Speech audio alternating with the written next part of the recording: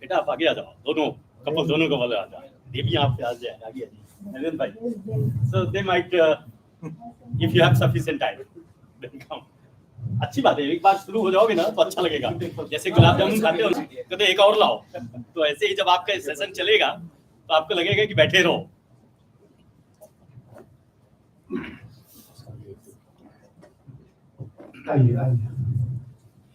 So first of all, I would like to give a warm welcome to respected Param Adarani, Param Pujaniya Swami Bodhi Maharaj. Of course, all we are here to get some knowledge based on our Srimad Bhagavad Gita. Bhagavad, Bhagwan, Gita, Geet, blessings, Kripa. All we wanted to have a blessings of God, and God is definitely, but it is not necessary that what we are expecting, all we are going to have it. But if we are blessed, the blessing is definitely going to take care of everything in our life. कल सौभाग्य था कि स्वामी जी के साथ में हम सब लोगों का बड़ा अच्छा सत्संग लगभग 2 घंटे तक कैसे निकल गया पता ही नहीं चला। और स्वामी जी से चर्चा करने के बाद almost up to probably 2 AM रात में 2 बजे तक मेरे मस्तिष्क में गीता के उपन्ने पलटते रहे, जो बहुत पहले पूर्ण रूप से कंठस्थ था। कंठस्थ मतलब याद था।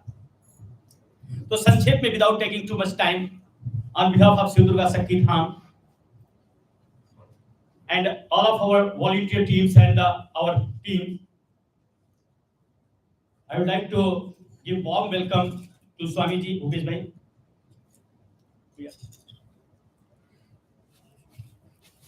Honorable Swami ji. अच्छा जी आप कर लीजिए।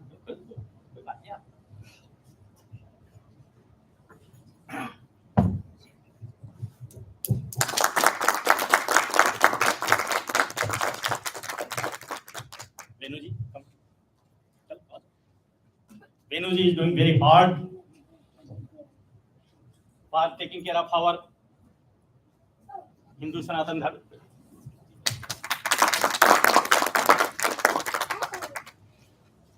So guys, गीता में जैसे मैंने बताया कि स्वामी जी का सिर्फ 2 मिनट लूंगा अपने भाव प्रकट करने के लिए। ब्रह्मैव तेन कर्तव्यम ब्रह्म कर्म समाधिना। ब्रह्मैव ब्रह्म शक्ति, ब्रह्मबोधि, बोध, ज्ञान, नॉलेज सबके पास में है, लेकिन एक थिक लेयर्स चढ़ा हुआ है नेगेटिविटी का। Because of that we are unable to think about that what is our karma, what we have to do in our life. सिर्फ परिश्रम करें, पैसा कमाएं और लाइफ को एंजॉय करें, that is good enough? No. But anyway, that is also very much important.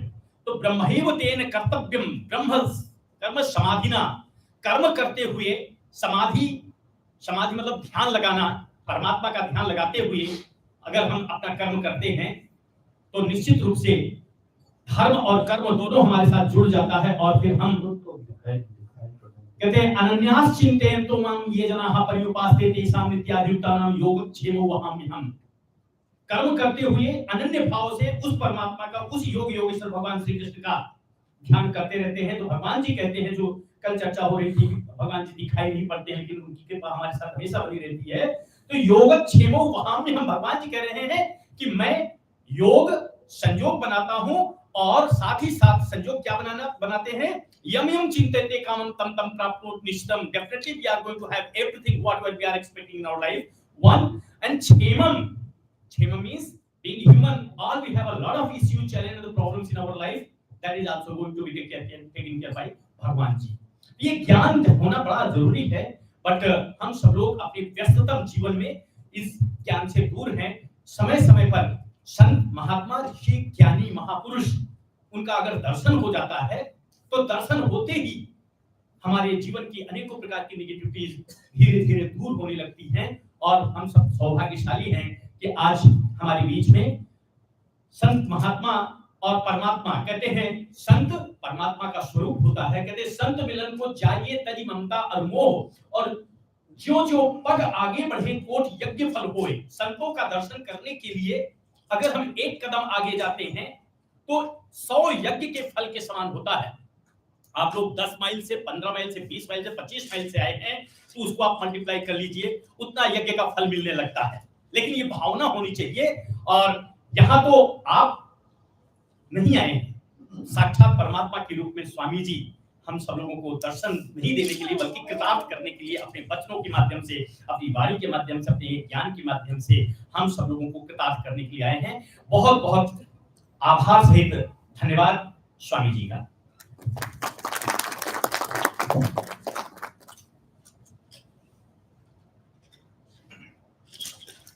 यत् करोषि यदश्नासि यज्जीवोषि ददासि यत् तपस्सि कौन्तेय तत्कर्मं रत्नम्।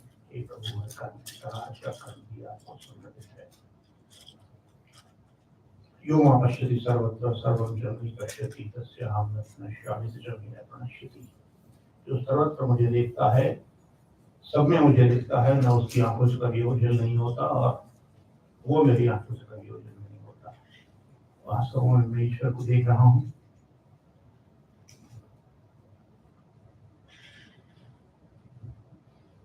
ऐसे तो पंडित जी ने बताया गीता पर चर्चा की बात की है, लेकिन भगवद गीता पर सारी चर्चा करने के पूर्व मैं कुछ व्यवहारिक बातों पर चर्चा करना चाहूंगा आपसे।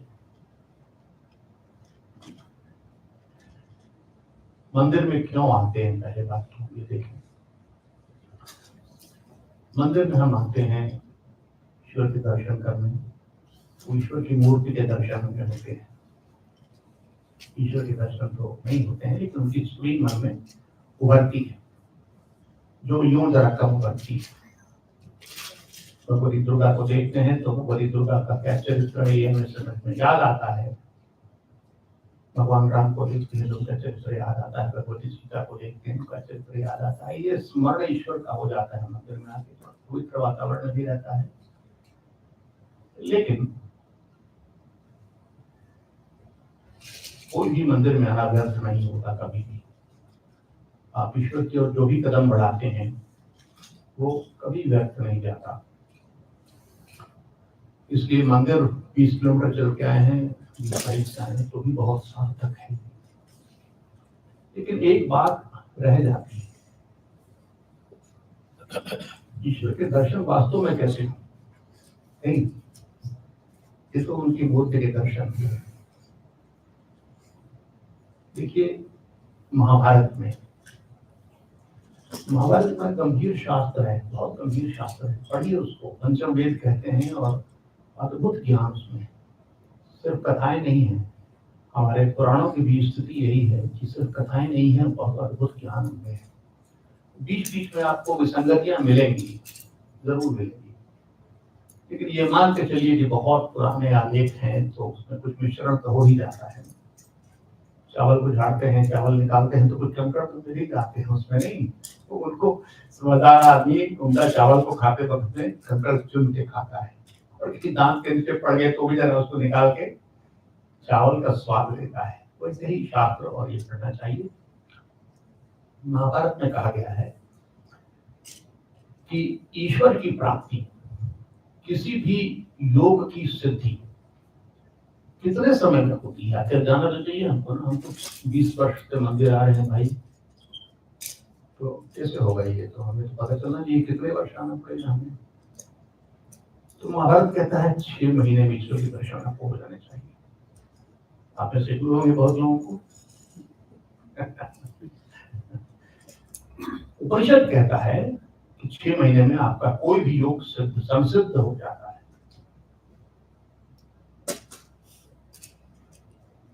मैं आपको ये बता दूं कि व्यवहार में ये जो बातें कथन है महाभारत का और जो उपनिषद का गलत नहीं है, लेकिन वो 6 महीने का समय जो बताया जा रहा है वह पूर्णकालिक समय है। एक बार मंदिर पहुंच गए फिर अगले हफ्ते आ गए, वैसा नहीं। आपको साधना में 6 महीने निरंतर रहना पड़ेगा।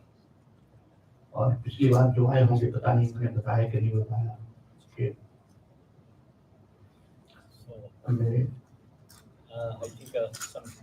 some people are expecting to get In English. Oh, Mix- I see. mix- mix- Okay. अच्छा, Mix. they don't go Hindi, huh? Few people. Okay. Shall I begin again?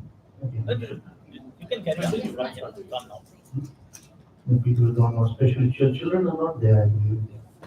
Right, okay. 2-3 people are there. Okay, don't worry, don't worry. I'll talk certain serious things today because you keep listening to many things daily. So I will be doing more justice to you and me and to the Bhagavati. If I tell you certain very things which may not be politically correct to say anywhere. But if everybody is politically correct at every place, how do we progress? So I will tell you very stark facts here. Please don't mind if I seem to be a little straightforward.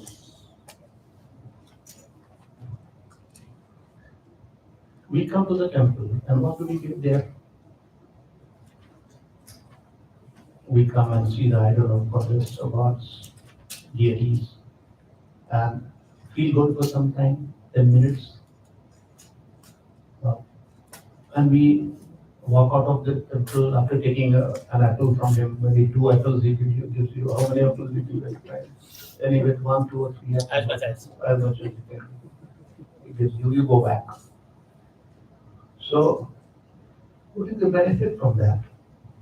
Especially when you come for 20 years to the same temple and you have come so many times there, you don't have any experience or spiritual experience. Then that's a matter of concern. It's a matter of great concern. Especially when the Mahabharata says and the Upanishad says that within 6 months, any yoga can come to full fruition. It doesn't happen in practice. No, it happens in practice. It happens, I tell you. I will give you some concrete examples of some people which I have seen, because otherwise you will not believe things. I have several spiritual gurus, and as long back as 50 years, when I was in a college, many saints used to come to my house because of being centrally located in Patna. And they would stay a week or so with us, because my parents were of great service to the saints and they would love coming there. But nobody would sit with them, as if giving food to them, milk to them was sufficient. This was not. They were a sense of spirituality walking on 2 feet. They should be talked to. We should gather some information from them as to how the spiritual progress can be made. Am I audible to all of you? Yes. Right, okay. उनसे तो बात करके उनका अनुभव देना चाहिए ना कि क्या कैसे प्रगति होती है. ये नहीं करते थे लोग बहुत. Mother was a housewife, so housewives are more busy than Mr. P and Modi. All this. I tell you, we work harder than Mr. Modi. All housewives I found, they're so busy. But somebody should come and take some time off to sit with them and talk to them. I was the only one who used to do it. So he was very close to me. I would repeat that incident because many people were not present on that day when I spoke here last for some time. For your benefit, let me tell you that I found a strange thing that the gentleman, my Guruji, he was from Vrindavan and nobody knows him. His name was not known to me, and it was not known to anybody. Brahmachariji. That is not the name really. The Swamiji, Brahmachariji, this doesn't mean anything particular. So I found that people come to him and they would ask for some problem, some disease, and they would give something he would pick up and give. They would tell him that go and pick up that grass and you eat that and it would be okay. And he used to be okay. So one day he asked him, how do you where did you learn this Vidya? Ayurveda, herbal medicine. So no, I don't know anything. I said that you give and you get cured. I have seen people getting cured immediately. How does it happen? We kept quiet for some time, and he was very close to me. He knew that I was a seeker. I was trying to gather from him the spiritual secrets. He told me that, you see, I am not a Vaidya, but in the evening when I meditate on Krishna, he comes to me. And during that conversation, I asked him that so and so came. Raghavanji came and he was had this problem, he had this disease, so can we do something about that? He would say yes to give anything to him.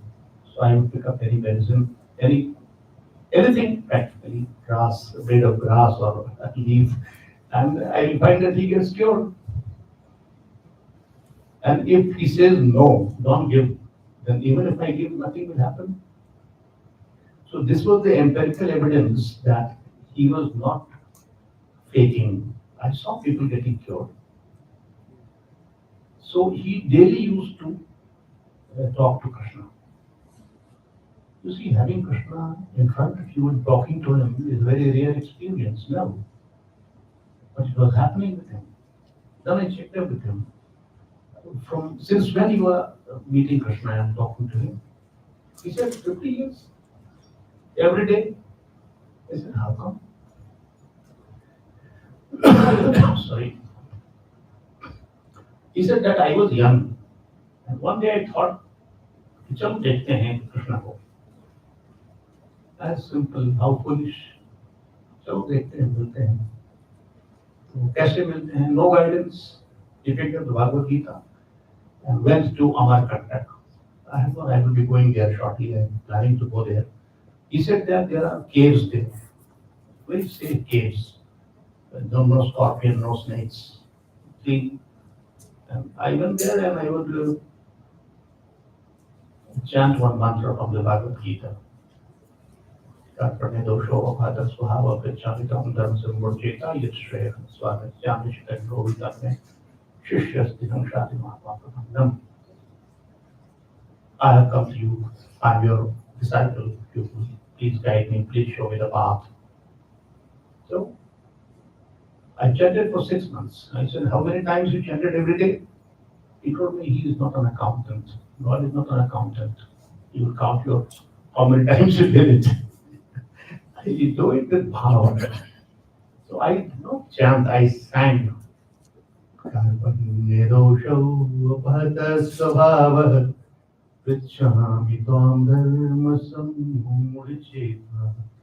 will go on and on for 6 months, and he had not read in Mahabharata, or he did not mention it to me that 6 months it takes. But he said after 6 months he appeared. So it's as simple as that.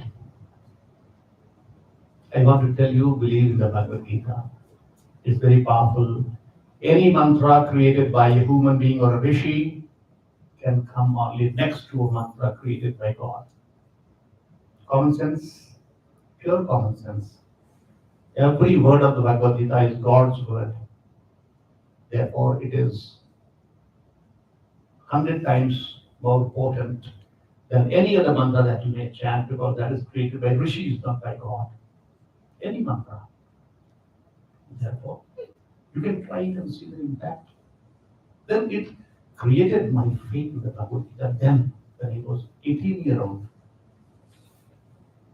And then I found that I could not find time to read it very regularly. But then I started doing it in the service, and I started doing it every day, 6 chapters initially. Six chapters. I made a rule. The 6 chapters I every day finish. So I would go to office, very difficult time, they tell you. 1.5 hours going, 1.5 hours coming, 3 hours taken by that, then office hours, and then you have to do other things also. But I went in the morning, I'll read it. No bathing is necessary, by the way. No bathing is necessary for reading the Bhagavad Gita. Call it Mother Gita, Gita Mata. For Mata, you have any problems in being in the lab without taking a bath? You don't have. You don't have to fear a mother. You can go anytime in the lab. So Gita Mata. Anytime you can read.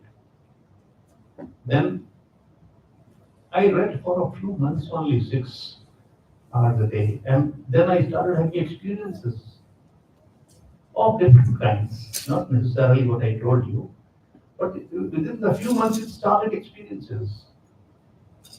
He started coming in different forms.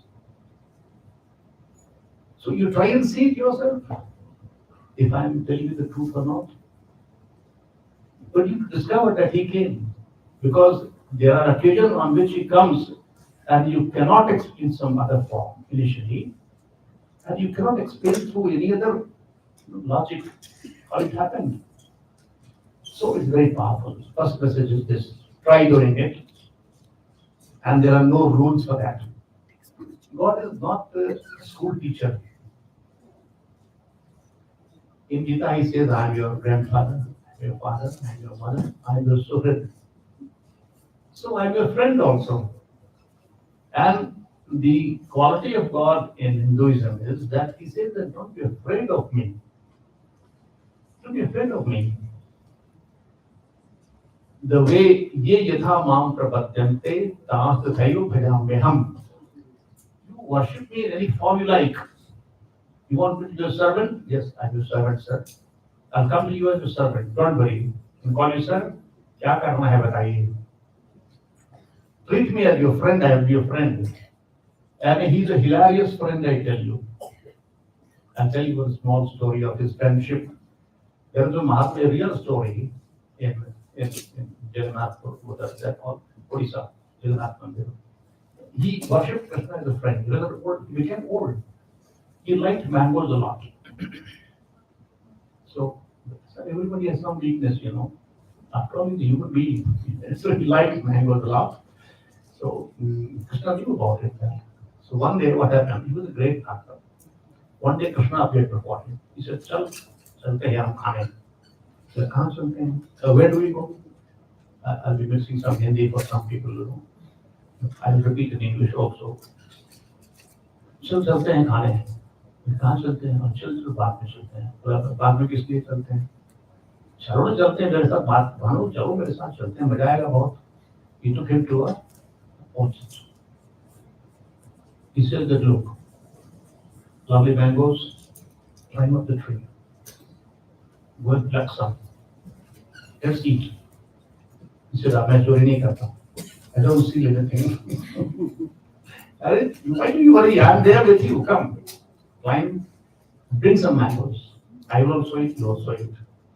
The old man climbed up the tree. Said, "Bhagwan बोल रहे तो क्या करें? God is saying that you climb. I have to climb. There is no option." So he climbed up. He said that, but remember, don't stay at the tree. Within 5 minutes, you must come climb down, and you will run away from here. So, you know the story. So what happened? He went there. So now he finds very good mangoes there. So he became a little greedy. So trying to choose one, then another one, another one. He spent 10 minutes there. Guard came. When guard came, Krishna ran away from there. Now he was caught. He come down, who are you? Came down. How dare you come here and steal the mangoes? Stand here. He tied him to the tree. Went to his master. Sir, I have caught the thief today. Come and see. Is that okay? Who was the owner of that orchard? He said it was Guruji. He fell down there. Why did you do like this to him? Sir, he was stealing the mangoes. He perhaps says, Guruji, why did you do that? Why didn't you tell me? I would have given you a lot of mangoes and sent to your place. Why I was not doing anything. He brought me here and asked me to climb up. Who brought you there? Who else? Krishna. Now when he learned that, Krishna came and sent him.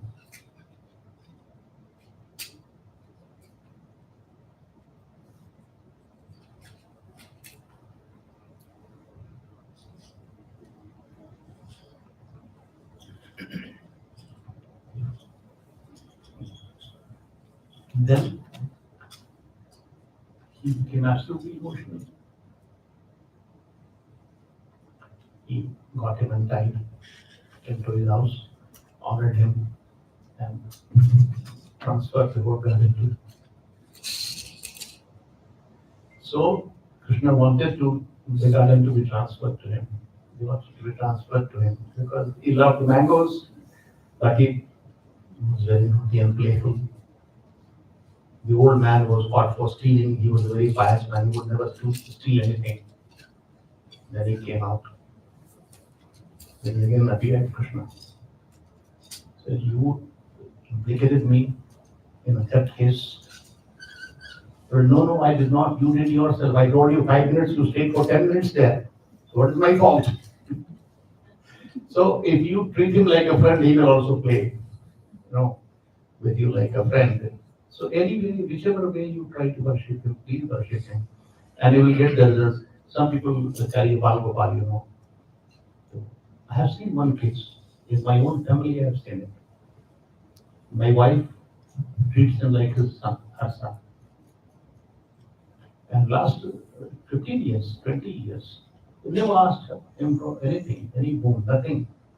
Loves him a lot, and then he just dress change and bathing and everything she does. One day only I have seen her reprimanding him because her son was in distress, he was not getting a job. So he said, what good are you? What are you doing? A little bit of reprimanding. And then she took him and went to Bengaluru, on which she got the information that he had got a job.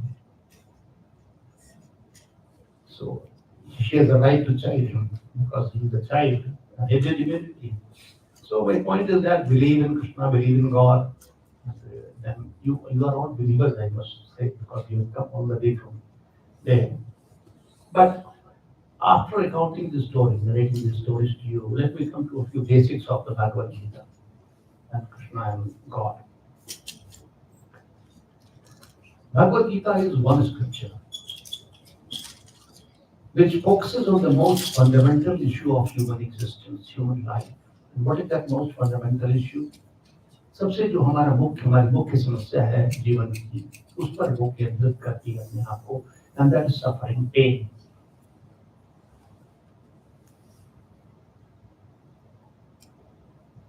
The Gita teaches you yoga. Tam vidyat dukha sanyog yogam yoga samyam. Yoga is the one that separates you from all suffering.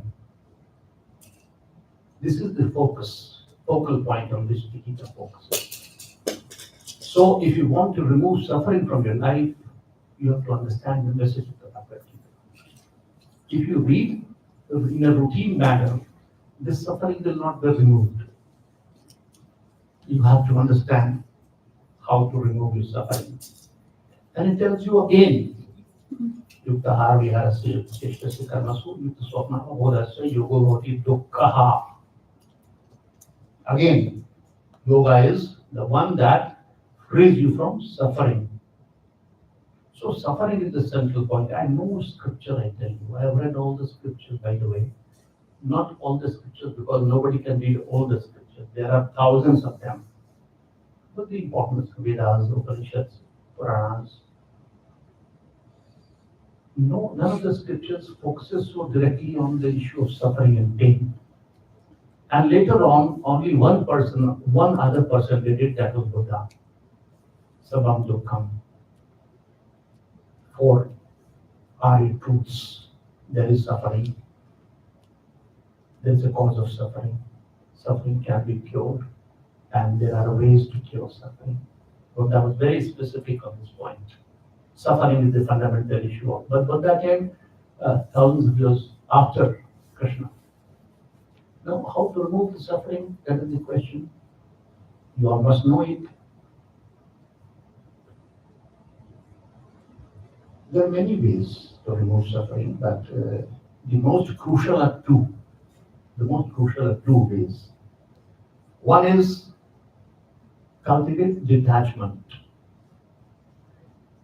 And what is detachment? He gives an example. Krishna gives an example in the Bhagavad Gita. Brahmanya adhyaya karmani sangam tyaktva karoti yah lipakena sa papena padma pattami vambasa.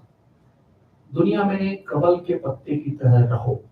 Live in the world like a lotus leaf lives in the water. Then you pick the leaf of the lotus and do like this. You will not find a single drop of water sticking to it. So don't let the world stick to you. And don't you stick to the world. That is called detachment. This is to be, you will take at least 6 months to understand the difference between attachment and detachment, and between attachment and love. People ask, you mean to say that I should not be attached to my child? What do you mean? Does the Gita say that? I said no. It says that you don't be attached to your child or anybody for that matter. The world consists of children also, and everybody, husband, wife. Don't lose the love for them. Love and detachment are two different things. Try to understand this. Now, if I tell you to understand immediately, you won't understand what I tell you. You have to brood. You have to think.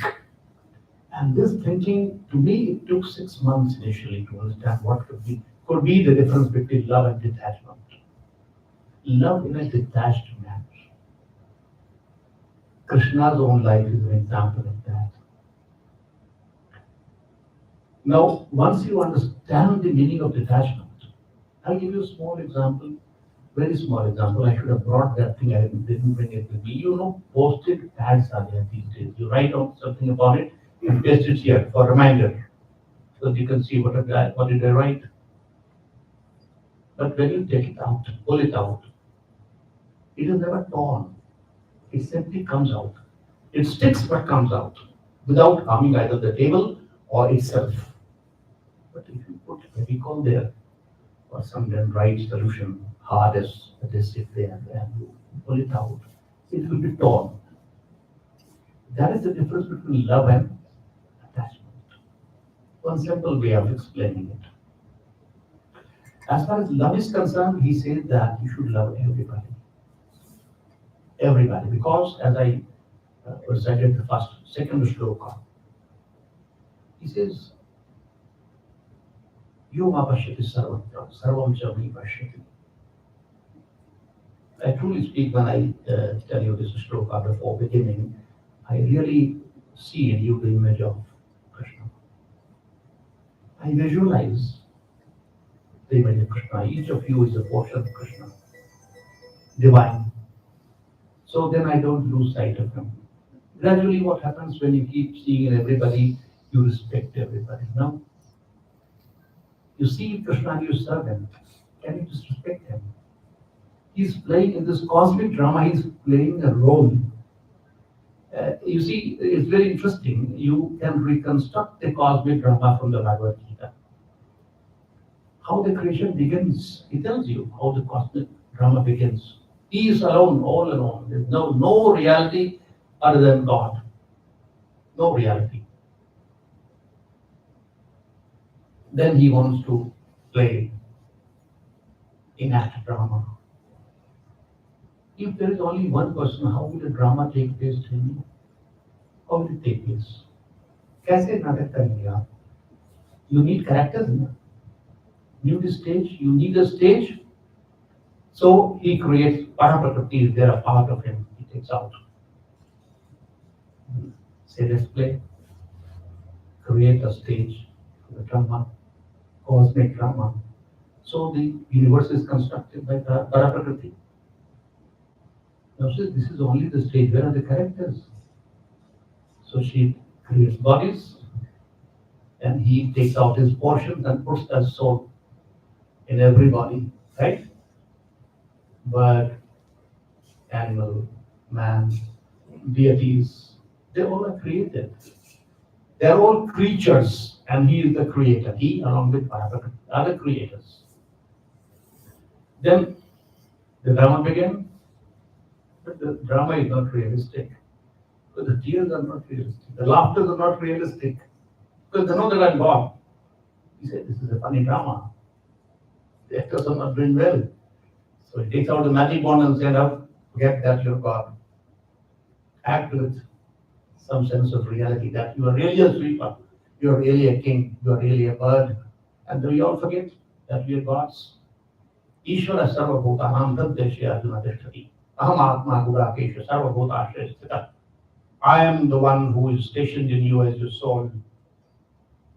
That you have forgotten that. The way to wake up, and that creates suffering. You think that I'm suffering. You are not suffering. I do not go any further because that will complicate matters today. It is the first class. If I go into the intricacies, you may get confused. If I am not suffering, who is suffering? Somebody is suffering. That's called the 16th sloka of the 15th chapter. Akshar Purush. Akshar Purush.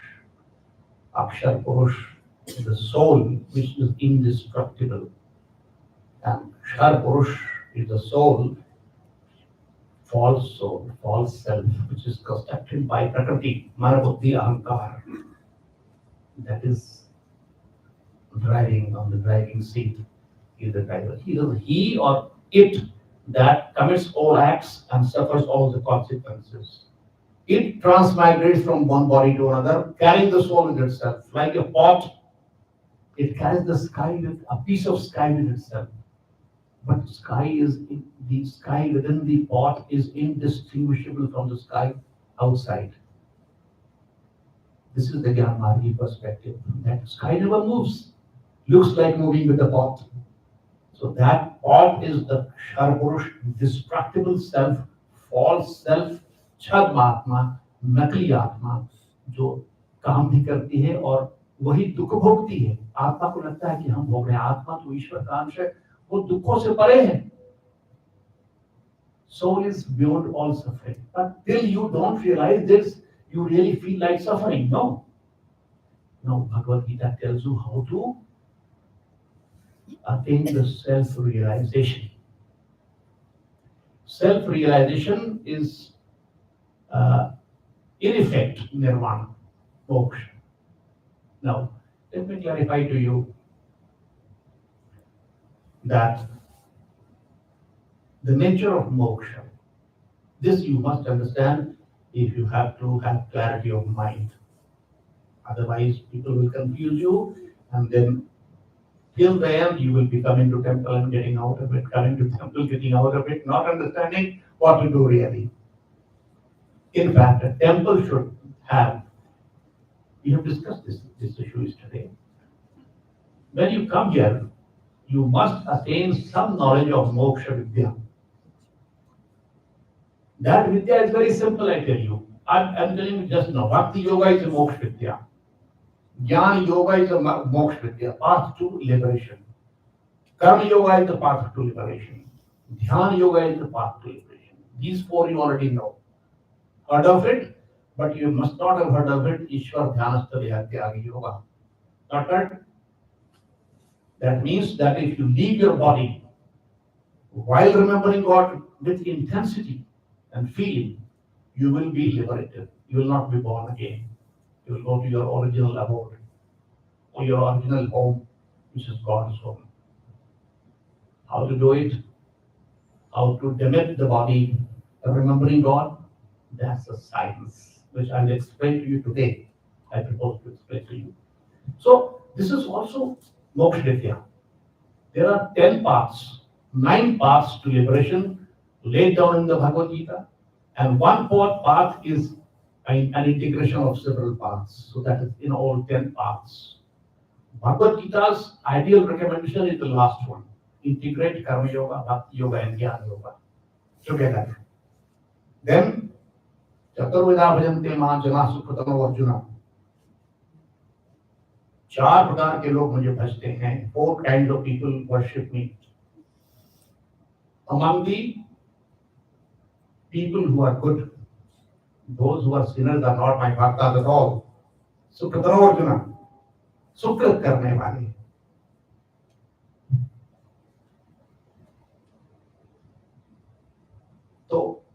they are the people who worship him. They worship him, but he says that of all the people, I like most who is Jnani and Bhakti together. So you think that I am a fool, or he is or she is a fool, can't we get to God because we don't have the cognitive functions, Jnana? No, you will reach. It will have some more traveling time, nothing else. You won't go by flight, you will go by train. You will reach there. You can even reach Delhi on foot, can't you? It will take more time. You want to reach early, then you have to combine Bhakti Yoga, Jnana Yoga, and Karma Yoga. God very clearly says that there are only two paths broadly. One is Sannyas Yoga, the other is Karma Yoga. Only two. Broadly, two categories. Either you leave the world, go and focus on God. Don't have any worldly responsibilities. No jobs, no vyapar, no trading or commerce, no marriage, nothing, no children, no sending to school, etc. Be free of every worldly activity and go and focus on God. That is called Sannyas Yoga. Has two parts, two branches, Jnana Yoga and Jnana Yoga. And they focus on the formless God. Usually, the rule is they focus on the formless God. But he says, Sannyasa Karma Yoga Shani Shreya Karabhau Tayostu Karma Sannyas Karma Yoga Vishishate. Matlab, he said that they both can lead you to God. But of the two, if you ask me, I will say go for not sannyasa, but karma yoga. Remain in the world like a lotus remains in the water, and you will attain God there itself. God is telling you. So you have made no mistake by remaining married or being in the service or business. Don't regret that. And you can, in 6 months, you can still attain God in the ashram. How? This is a question, major question. I have no time. I'm working with my office. My boss is very cautious. Huh? My children are, all consuming all the time. And you say you attain God in 6 months. How do you? If you practice karma yoga, your karmas will become karma yoga. What is karma yoga? Even if you're bhakta, you have to be either sannyasi or karma yogi. Be clear about it. Chaitanya became a sannyasi, Tulsidas became a sannyasi. So the options are there with you. But generally, you can do bhakti in karma yoga also. But even if you are a bhakta, you must be a karma yogi. That is what God wants to tell you. Bhakti doesn't contradict karma yoga. What is karma yoga? I'm giving you a very brief version of all these things. Forgive me for doing that. But you can take some input from all these paths so that you can go and brood and think. And then you can be done with some questions. That this is the problem. See, karma yoga has 3-4 components. 3-4 components only. What is this? What are these? In karma yoga, you have to be detached from the world, which I told you. What is the test of detachment? You have to find out.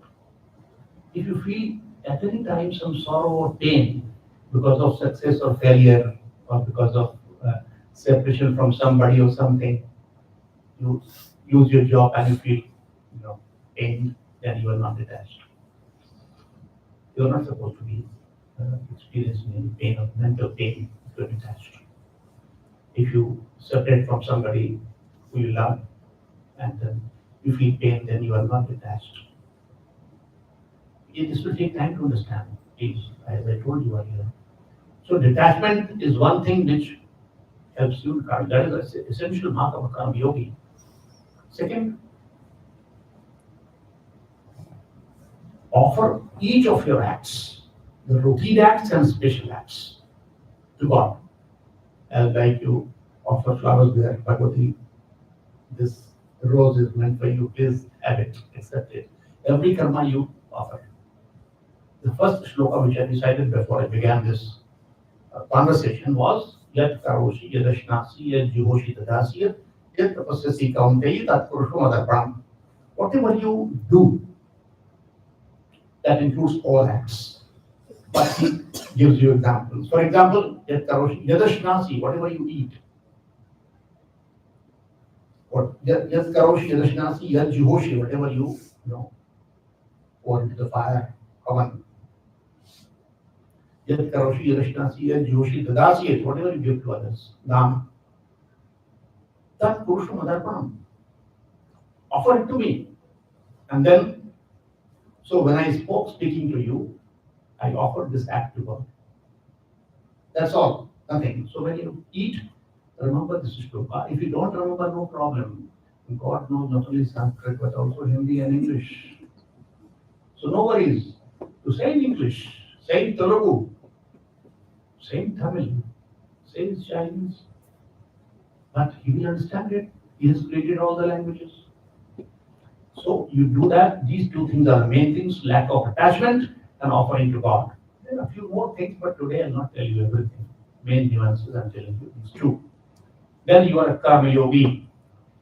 This will ensure that you do never experience mental agony.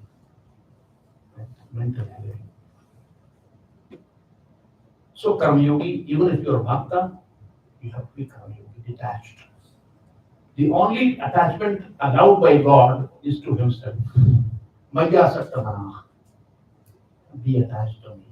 Cry when you feel that I'm separating from you, God. But why would you be separated from him? Is he not everywhere? You can see him everywhere. He's in every particle of the universe. So this is Karma Yoga. Now we come to Jnana Yoga. So this is not your domain actually. You are all Karma Yogis.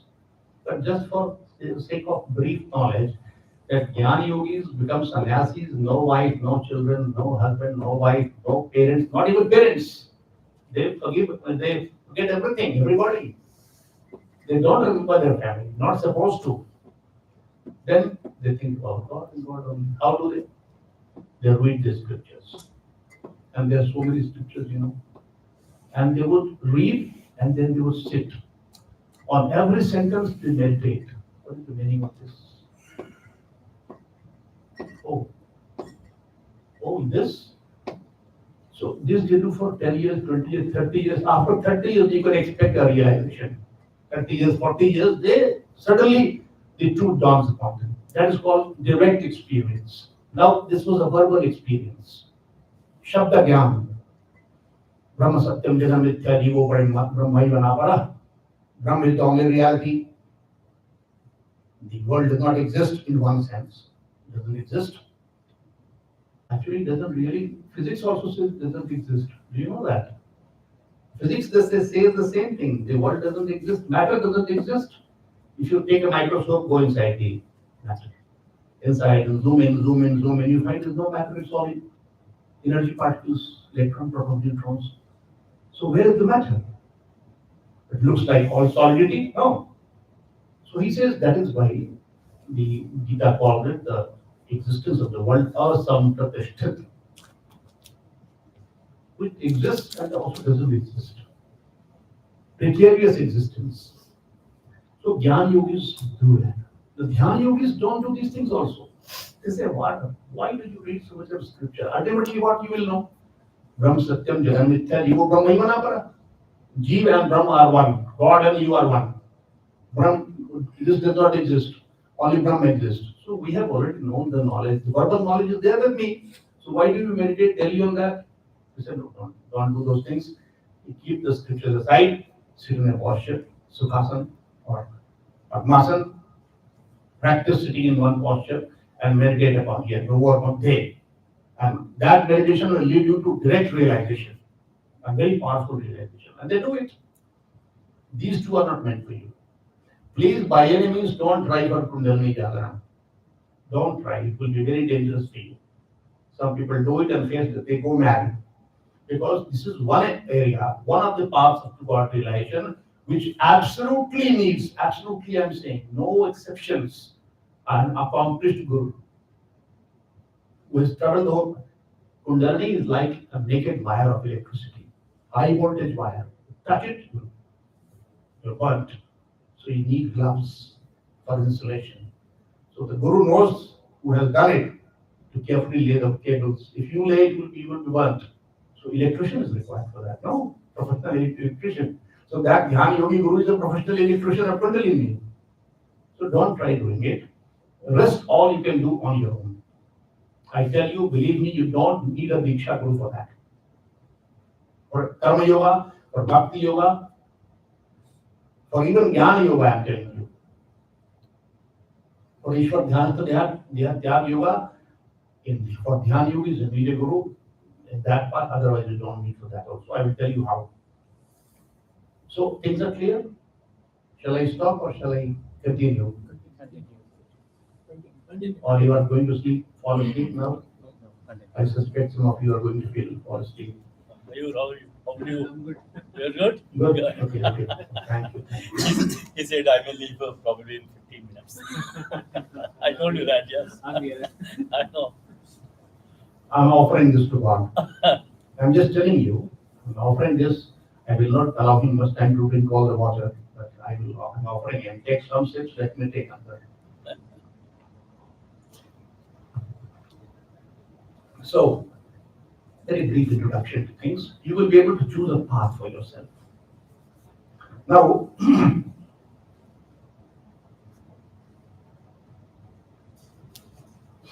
where did I leave it?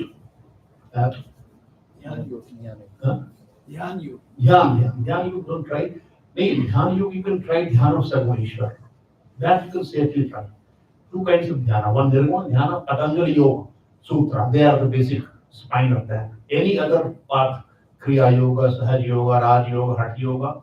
Hatha Yoga basically Swatma Ram has written a book of the Rahat Sampradaya, but that is nowhere near Patanjali Sutra. That is also not very sattvic. That is 84 to 113 verse. They are absolutely nasty. Some people remove those verses 84 to 113. Swatma Ram, Hatha Yoga. They could consider it to be good, but they have been removed by gentleman type publishers.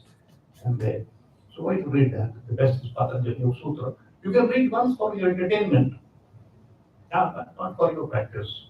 Never try that, because there's ample paths to God. He is very easily available. So you have to basically try sincerely, nothing else. So I have finished Dhyan Yoga. I finished Bhakti Yoga. As I told you that day, you come do Aarti. No? What you do is you have done a great thing. No, you've done no great thing, by the way. The benchmark I'm telling you in short that when you remember God, when you remember, chant His name, when you go there, stand before her or him, tears must come to your eyes. And they will only come when your heart will become clean. Remember that. They will not come to your eyes so easily. Therefore, then your work is half done. You have come to the threshold of bhakti. Try to prostrate yourself before that. You should feel like crying. And that is not painful crying. It's a crying of joy. So that is the benchmark. I'm telling you very brief of bhakti. Then it will be more frequent. Every time you listen to bhajan, stand before that or have idol, you feel like, your eyes being moist, your heart being moist. That is the benchmark of bhakti, basic thing. And bhakti, first is Vaidhi Bhakti. Vaidhi Bhakti means, say, like you saw that Shri Abhishekam. Gradually you start developing bhavas with that. That is the beginning of Vaidhi Bhakti, is the beginning of bhakti.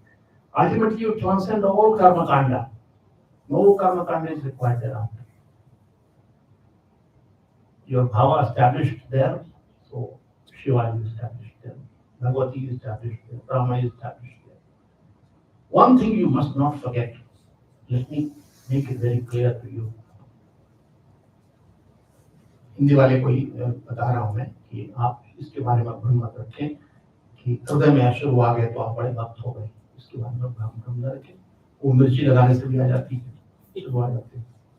तो कई भक्त ऐसा करते हैं कि pocket में लेके जाते हैं, इसे निकाल के फल लगाते हैं।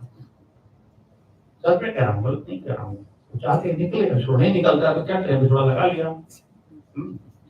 तो चैतन्य महाप्रभु के यहाँ गया है तो उसने क्या किया, एक भक्त ने देख लिया कि लगा रहा है मिर्च, तो उन्होंने कंप्लेन कर दिया चैतन्य महाप्रभु से।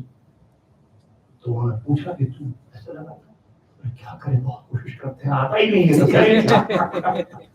उसको गले लगा दिया हमने, बेटा तू इतना सोच रहा है कम से कम कि आंसू क्यों नहीं आ रहा है कम पर, तो उसको गले लगा दिया उन्होंने। लेकिन एक बात मैं बता दूं आपको, सबसे बड़ी गलती क्या करते हैं हिंदू लोग, सबसे बड़ी गलती भक्ति में करते हैं। भगवान ने बड़ा साफ साफ कहा है, उन्होंने दो बातें कही हैं जो आपको हमेशा याद रखना चाहिए। वो कहते हैं अनन्यास चिंतयन्तो मां ये जना पर्युपासते तेषां नित्याभियुक्तानां विवक्षिमं वहाम्यहम्। जो मुझे अनन्य भाव से भजता है, मतलब किसी अन्य को नहीं भजता। ध्यान रखिए, आप 5 देवता को भजेंगे तो कहते हैं अविधि पूर्वक मेरी पूजा कर रहा है, नहीं बात बनेगी कभी। इस साइकोलॉजी डियरीज की आर्मी जैसा ही होती है, बता दें आपको। हम लोग उसी के एक मिनिएचर फॉर्म्स हैं। जिस आर्मी का कांटेक्ट 4 बड़े बड़े लोगों से है ना, और चारों को पता है कि एक दूसरे के ये 4 इसके मास्टर्स हैं, तो मांगने जाएंगे मुझे 1 लाख रुपए दे दो, बिजनेस करना है, दे देगा। दोबारा मांगने जाएंगे, बोले घर बार मुझसे मजा उनसे मांग, सोचेगा मन में कि हमारे पास क्या बात है, तो 4 मास्टर्स हैं, जा उधर चला जा, फिर उससे उधर चला जा, तो हो सकता है कभी कोई ना गया। देखिए एक बात समझ जाइए आप, it is politically very incorrect for me to say that, but I don't want to be politically correct. It's a matter of great concern. You are a spiritual seeker, you have come all the way from so many miles to this place. ईश्वर एक ही हो सकता है, 2 नहीं हो सकता। क्यों? क्योंकि ईश्वर सर्वशक्तिमान होता है। सर्वशक्तिमान सत्ताएं 2 हो ही नहीं सकती लॉजिकली। आप सभी पढ़े लिखे आदमी, हो सकती है क्या? Each will limit the other, दूसरे की शक्ति को सीमित कर देगा, तो कोई सर्वशक्तिमान नहीं होगा। इसलिए 2 ईश्वर नहीं हो सकते। ईश्वर एक ही हो सकता है और बाकी सब देवता या महादेवता हो सकते हैं। समझ लीजिए, आपको जो अच्छा लगे शास्त्र को पढ़िए। शास्त्रों ने इसके विषय में निर्णय दे दिया है, ईश्वर मूल रूप से निराकार होता है। और आप शिव की जो पूजा करते हैं, बता दूं आपको कि उसमें शिव पुराण में साफ लिखा है, शिव पुराण में से मैं कह रहा हूं कि शंकर जी के 2 रूप होते हैं। एक तो वह रूप जो कैलाश पर रहता है, और दूसरा रूप वो जो निराकार है। तो अगर निराकार शिव की पूजा करनी है तो शिवलिंग को पूजिए, मूर्ति मत बनाइए शिव की, वो कहता है। अगर उस शिव की पूजा करनी है, उनका प्रतिनिधि जो है कैलाश पर रहते हैं, तो वो देवता है, ईश्वर नहीं होता। आपको उनकी शक्तियां सीमित है, आप जानते हैं इसको। वणासुर को दिया तो क्या हुआ, वणासुर के साथ भस्मासुर ने क्या किया, मोहिनी के पास भागे तो क्या हुआ, आपको पता है, उसका वर्णन मिलता है। मोहिनी के पीछे लग गए, वो माया में पड़ गए। जो माया में पड़ेगा वो ईश्वर नहीं हो सकता है। Politically very incorrect, but necessary to understand. Shastras say that, I don't say that. Therefore, be clear about it कि ईश्वर निराकार है और निराकार ईश्वर जो है एक ही, ये 2 नहीं हो सकता। वो रूप लेता है सृष्टि में, कोई ना कोई फॉर्म लेता है। कौन सा फॉर्म उसका सर्वोपरि है, वही सगुण ईश्वर है। वो आप शास्त्रों से पता कर लीजिए कि किसको, सभी शास्त्र मिलजुल करके किसको कहते हैं। तो अगर ईश्वर की पूजा करेंगे तो एक फल मिलेगा, अगर देवता की करेंगे तो दूसरा फल मिलेगा। जल्दी आपको मनोकामनाएं पूरी करनी है तो भगवत गीता कहती है कि देवताओं की पूजा करो, भाई मेरी पूजा छोड़ दो, कहते हैं। अगर जल्दी चाहिए फल आपको तो देवताओं के पास चले जाओ, जल्दी पूर्ण कर देंगे वो। मोक्ष चाहिए तो मेरे पास आओ। आप देखेंगे इसीलिए राम जी की पूजा कब होती है, आप मोक्ष नहीं चाहते। कहाँ किसकी पूजा करते हैं, भगवान जी की पूजा करते हैं। वो मोक्ष नहीं दे सकते आपको, क्योंकि सामने कह रहा हूँ, वो आपको सिद्धि, अष्टसिद्धि और रिद्धि के दाता है, दे देंगे। आपको सिद्धि चाहिए, सिद्धि चाहिए तो मांग लीजिए, सिद्धि देंगे। Is empowered to give that by Bhagwati. Bhagwati is empowered है, but moksha is not given. He can take it to Rama for moksha. लेकिन आपको मोक्ष नहीं चाहिए तो आप राम का मंदिर कहाँ क्यों बनाएंगे भाई? हमको फिर से पैदा होना है, फिर से यूएस में भी खड़ा करना है एफिल टावर, फ्रांस में यही खड़े कर देंगे, हम यूएस में खड़ा कर देंगे, बहुत बड़ा बड़ा काम कर लेंगे। मोक्ष कौन चाहता है? चाहते हैं कि कोई।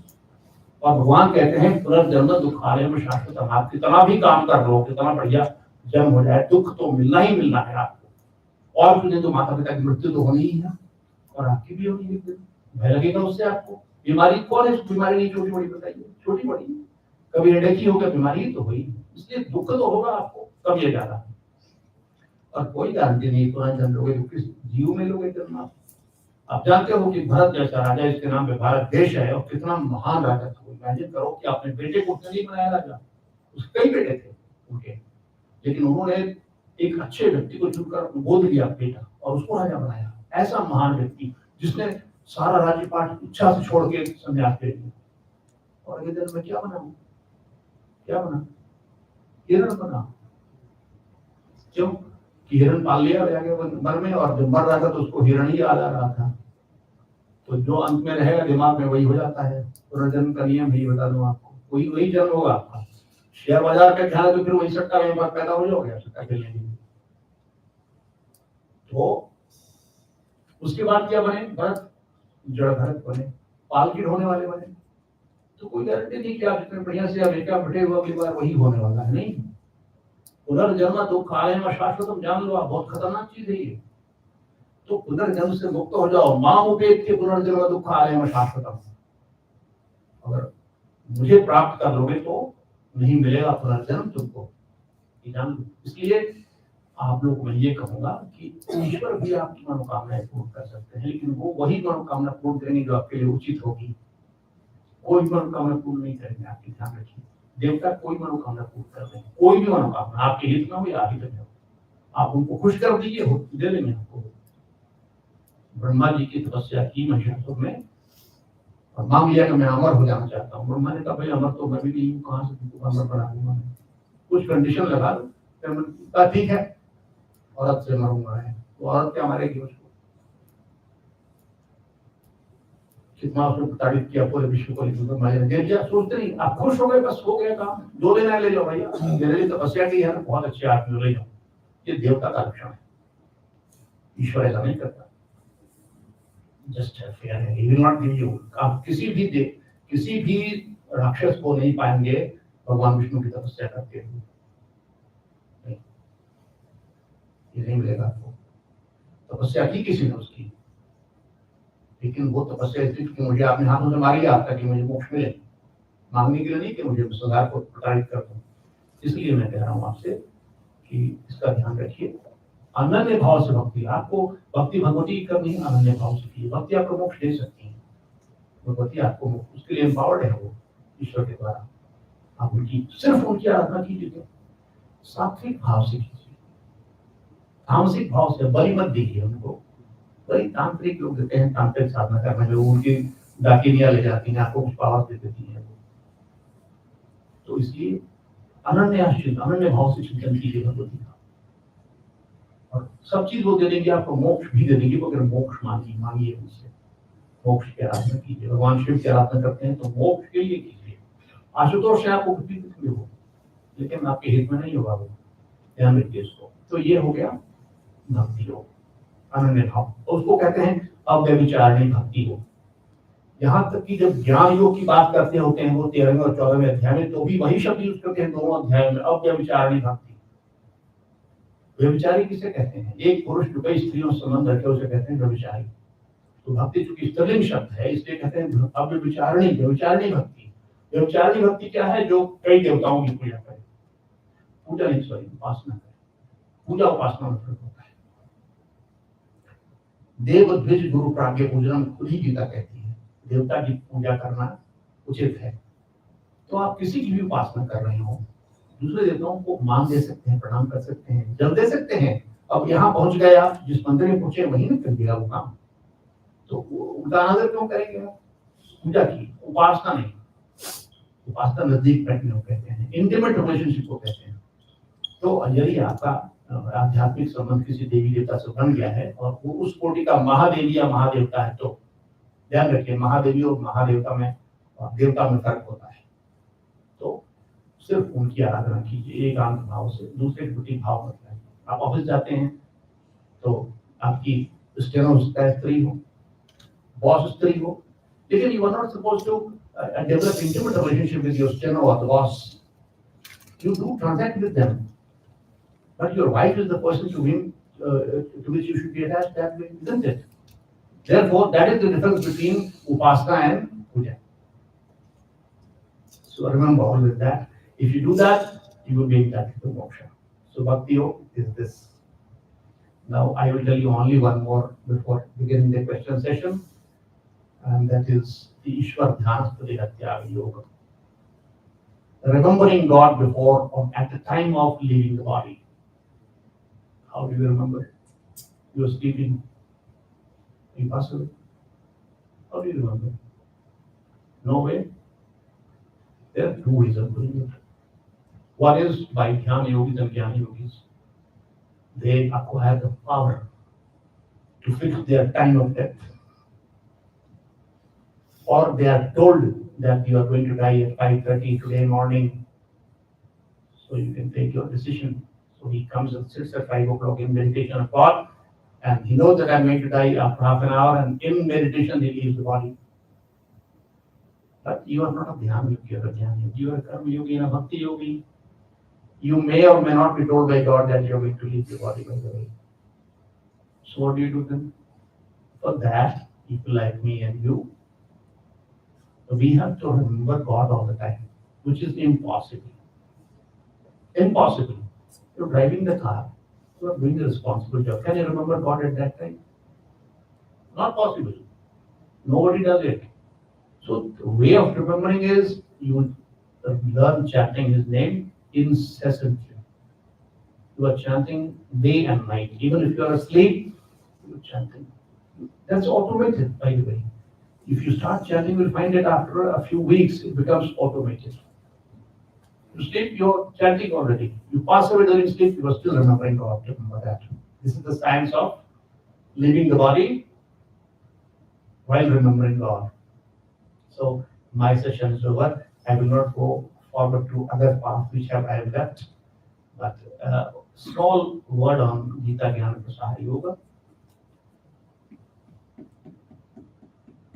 Verse 69 of chapter 18. It says, first of all, let me tell you that some people find very contradictory statements in the Bhagavad Gita. Self-contradictory statements. No, that is not the case. You need to explore a little deeply. Your constitution says that every citizen equal in the eyes of law, isn't it? No. Constitution says that. This is the general principle laid down by the constitution. But then it says you will make special provision for certain classes of people. No. No, it doesn't say. There are exceptions.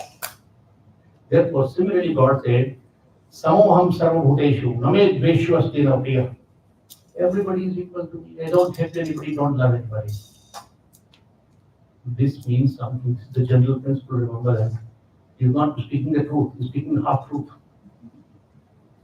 General principle of the constitution, Samoham sarvabhuteshu, I am equal to all living beings. No favoritism. But he does favoritism, I tell you. He does it, you will see that with yourself also. He favors you. Obviously. Then he says, Advishta Sarvabhutanam chapter, Advishta Sarvabhutanam Maitra Karmayocha, Dharma Nirhankari Samdharankara Dukha Sukakshami Same Priya. I love the people who don't have any jealousy towards anybody else, who are friendly to all creatures. Advishta Sarvabhutanam Maitra Karmayocha, who are compassionate to everybody. I love them. So what happened to the earlier promise? They don't love anybody. Understand? He loves the people who are like that. And he has 9 shlokas in chapter 12, 13 to 19. Brother 20th. You read those shlokas first. Who is dear to God? You practice those things and see how he favors you. But he doesn't stop there. In the 69th verse of chapter 18, he says something even more incredible. What is that incredible thing that he says? He says that the one who spreads the word of the Bhagavad Gita among my followers, my devotees, nobody is as dear to him to me, and nobody will ever be as dear to me as the one. Extreme favoritism, you see. He's forgotten what he said earlier. So quickly he forgets. Why did he forget?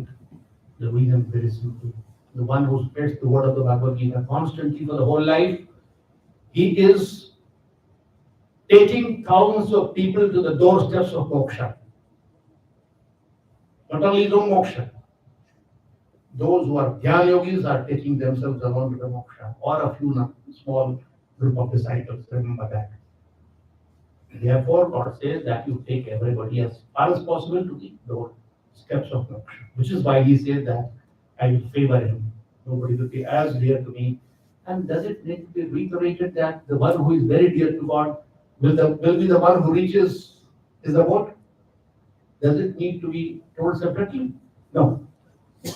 So this is what is the meaning of Gita and the science of the Bhagavad Gita of liberation and moksha.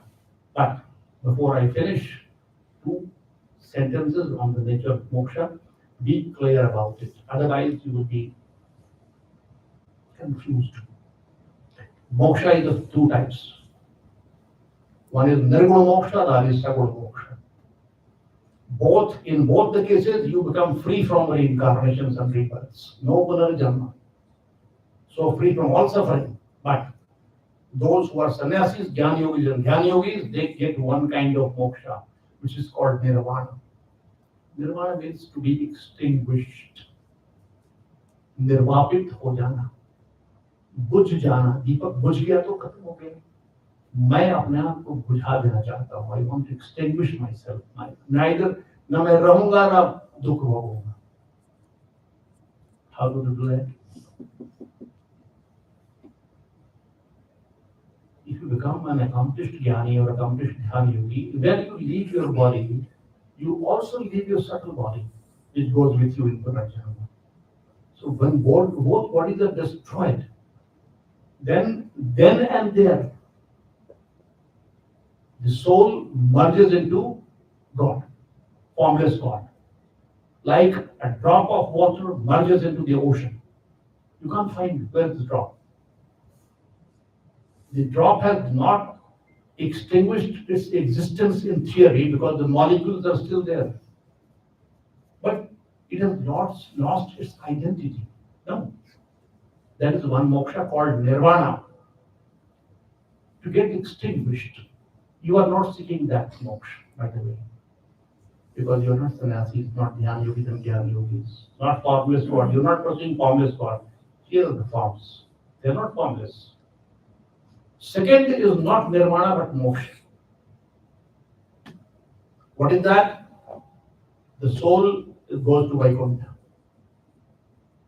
Vaikuntha is not nirguna place. The Bhagavad Puran describes the nature of Vaikuntha. It is Shuddha Sattva Guna. Shuddha Sattva Guna. No trace of Rajaguna, Tamaguna. No entry of time. You don't age there. So that is where you retain your identity. You don't get merged into the vast ocean of divinity. You retain your identity and then you serve God, enjoy unadulterated bliss for eternity. Till, again qualifier, till the entire creation is wrapped up and goes back to the formless God. And nothing else remains, neither Vaikuntha, nor Narayan, nor Shiv, nothing. Just one informal God.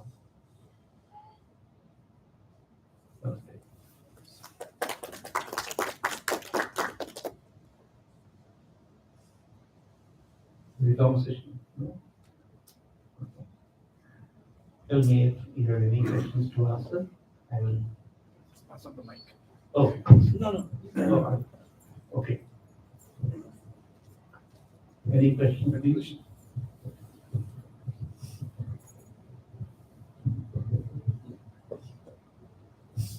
Acharya, what suggestions do you actually have for parents over here, and how they should be guiding their children, given the environment that we live in? Okay.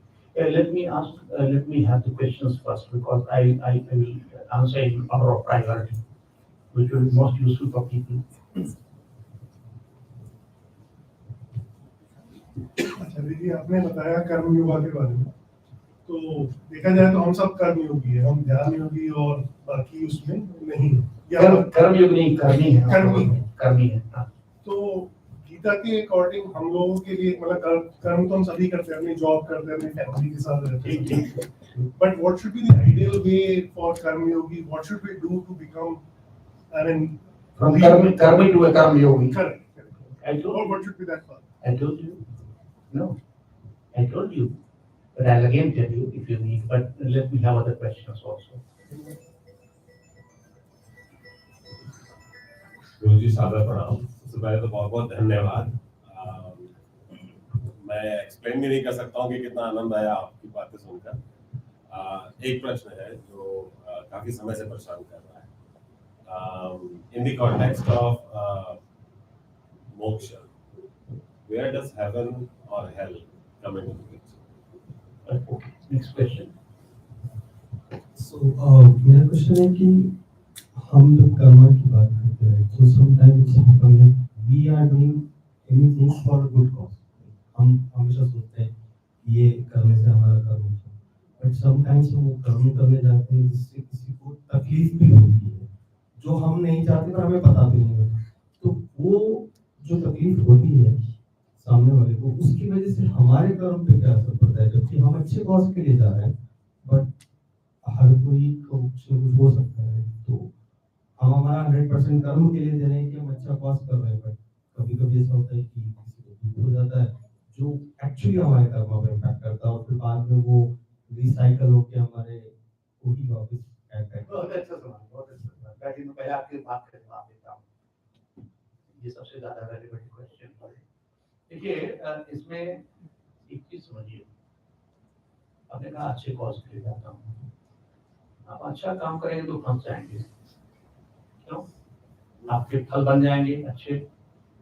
फल जब बन जाएंगे तो फल खाया कौन आपके अलावा? आपको फिर से पैदा करना पड़ेगा उसके लिए। इसलिए अच्छे काम मत कीजिए भाई, बात तो ये है। तो कह रहा हूँ, कभी अच्छे कर्म नहीं कीजिए आप, क्योंकि फिर अच्छे फल बनेंगे, आप फंस जाएंगे।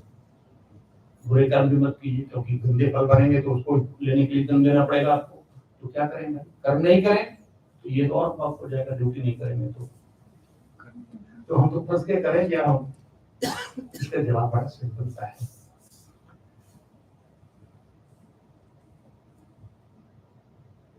देखिए, कर्म सिद्धांत क्या है ये समझिए। जैसे थियोरी ऑफ रिलेटिविटी दो तरह की होती है ना, जनरल थियोरी ऑफ रिलेटिविटी और स्पेशल थियोरी ऑफ रिलेटिविटी होती है। इससे इसका भी दो कर्म सिद्धांत होता है। तो हिंदी में बोलूं या इंग्लिश में बोलूं? हिंदी में बोलूं? ठीक है। Okay, both languages, okay. I will repeat in English also. But he is asked in Hindi, so let me answer in Hindi. I will repeat them. Yeah.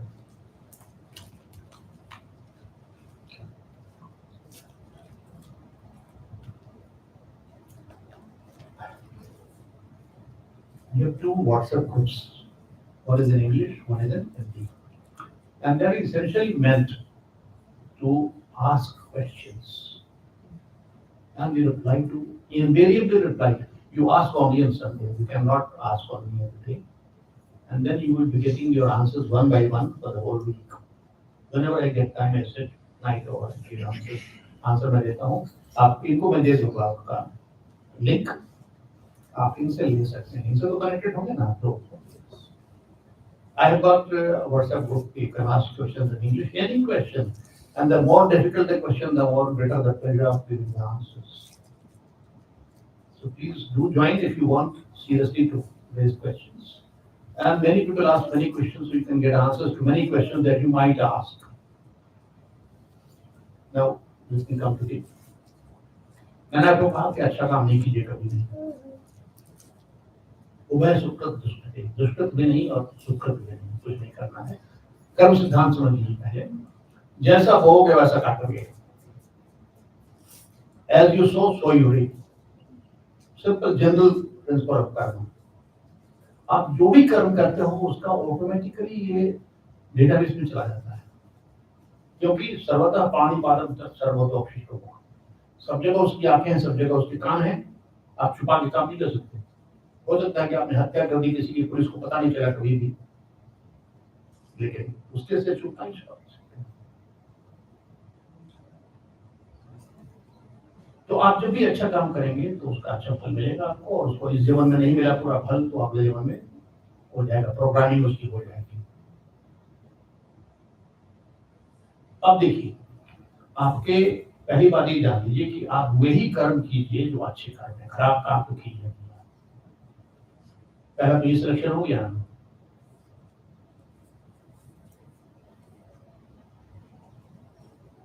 लेकिन उस अच्छे काम को करने के लिए आप 2-3 चीज कर लें तो उसके फल नहीं बनेंगे। जैसे मान लो कि चने का पेड़ लगाना है ना, तो चने का बीज लगाओगे तो चने का पेड़ तो निकल जाएगा पेड़।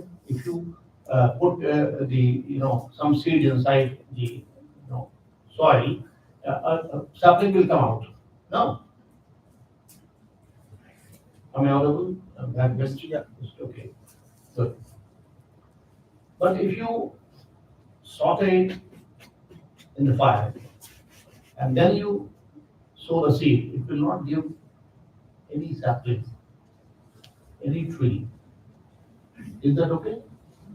Similarly, if you roast your karma in the fire of knowledge, jnana, and then sow it, it will not produce any fruit. So what you do? You offer every karma to God. And do not be attached to either the karma or its fruits. 2 things. And third, a minor thing is that don't have ahankar for your karma. मैंने ये किया, मैंने वो किया, I did it, what a great man I, But these minor things are there. But basically 2 things. Don't be attached to the karma or its fruits. You don't get the success, okay? Sukh dukhe samay kripwa avar abho jaya jayo. Get sukh, get dukh. You maintain mental equality. मन को बिल्कुल बराबर रखिए। अब मिल गया बहुत, अरे lottery निकल गई मेरी 1 करोड़ रुपए जो चल रहे, लाओ ये शैंपेन, लाओ ये सोडा, लाओ ये करो वो करो। Be cool. फेल कर गया, बी कूल। ये होता है, part of life. And try again and achieve it. And try again and achieve it. So सुख दुखे समय कृपा लाभार हो जया जयो, ये सब ध्यान रखो। अहंकार के बिना काम करो।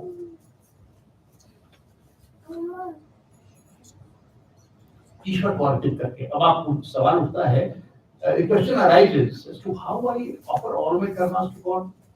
Every time I forget. So in the morning, get up without taking bath. Some people are very fond of taking bath. Our new generation is much wiser. They don't take bath for 1 full week. I tell you, not joking. They spray some ether and smell better than what you need to. And they say water, so much water they say. So, you understand? So, Vedic is, they should not think that I have not taken bath, so I can't read Gita. I let them, Gita is not concerned with those things. It is not a piece of paper. It is knowledge. Never think that I have not taken bath. Gita, Vedas, you should not read like that, by the way. No, never do that. No, never do that. Don't touch the ground without getting it. I'm telling you, seriously, don't touch. There is some parampara there, They have set some limits to this thing. So, say, you can't do with mother, you can do with mother, but not with some teacher. So, with your mother, you can do anything with that. So, in the morning you get up, without reading, sit or lie down, don't worry about those things. God is not going to go by those things. He sees your bhava. If time was there, I would have told you some story, very interesting story, but not, I will not tell you, because Pradip will not invite me again. And I know that, he's already looking at the watch. So let me tell you that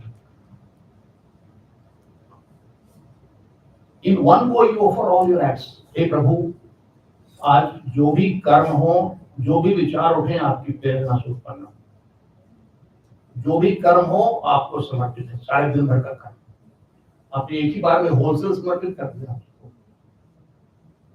In English, get up in the morning, wake up in the morning, in sitting position or lying position. Sitting is slightly better because you will be in sleep if you will halfway between wakefulness and sleep. So at least get up and sit down Sometimes mommy also gives you a slap.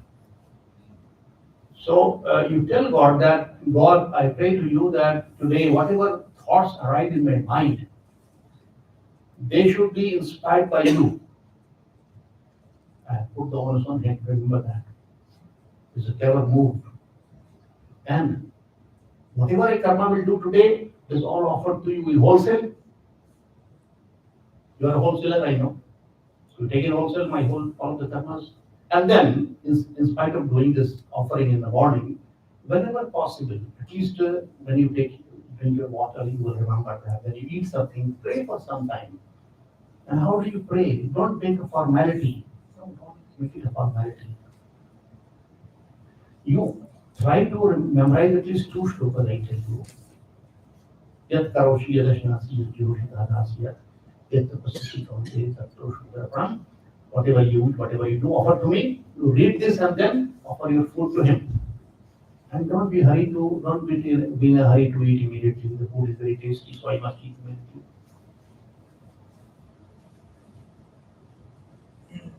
Sometimes when the food is very good and delectable, you feel like you give less time to God for eating. Gulp it down immediately. Don't do that. Then you pray. Sarvada Pani Param Tat Sarvata Krishnamurthy. Your eyes are everywhere, your ears are everywhere, your mouth is everywhere. Please occupy these 2 chairs on my dining table. And Shrii, please eat. And visualize them that they are eating. Don't eat immediately. Let them eat a little bit. Give them some time to eat. Don't be in a hurry. So pray and let them eat. Some people go to Vaikuntha, they see, look that here offering to Krishna the karma of eating. Krishna is a guru. So you offer the karma of eating, not the food. And then they say, Lakshmi Narayan, you Vaikuntha में बैठे हुए हैं, वैकुंठ में आप इसको करने कीजिए, खाइए और मुस्कुराइए, वो खा रहे हैं वैकुंठ में, आप मुस्कुराइए उस पर, थोड़ा समय दीजिए, प्रेम से भाव से खिलाइए, उस पर खाइए. ऐसे ही पानी कम से कम थोड़ा सा पिला दीजिए उनको, जरूरी है. और बाकी जब भी याद आए कोई भी काम तो उनको ऑफर कर दीजिए, कोई दिक्कत नहीं है, no problem. This is the solution to your problem. किसी को दुख लगता है तो उससे कोई फर्क नहीं पड़ेगा आपको. अभी अर्जुन ने तीर से मारा दुख नहीं हुआ भीष्म को, क्या अर्जुन को कुछ नहीं लगा, क्योंकि उसका भाव क्या अलग भाव था. पहले वो पर्सनल हो रहा था, अब वो पब्लिक हो गया. I am doing for the sake of धर्म, है ना, इसलिए कुछ नहीं लगेगा. ये हुआ. आप वो पूछ रहे थे, एक बार उसको रिपीट कर दीजिए जरा सा. Yeah, just one question, quick question in mind. People often talk about heaven or hell. Okay. In the context of moksha. What does it mean? Tell you. When we die, where does the soul go and can go? What are the options before the soul? One option is to go and get reincarnated in some other body. You might have a choice. It will depend on many factors. You can be either an animal or a bird or a man. This is one option. It is better than remaining a prey. Prey, also people remain for hundreds of years sometimes, hundreds of years. That's a very bad condition. Better than a doggy. Worse than a doggy. Better to be born somewhere and eat something.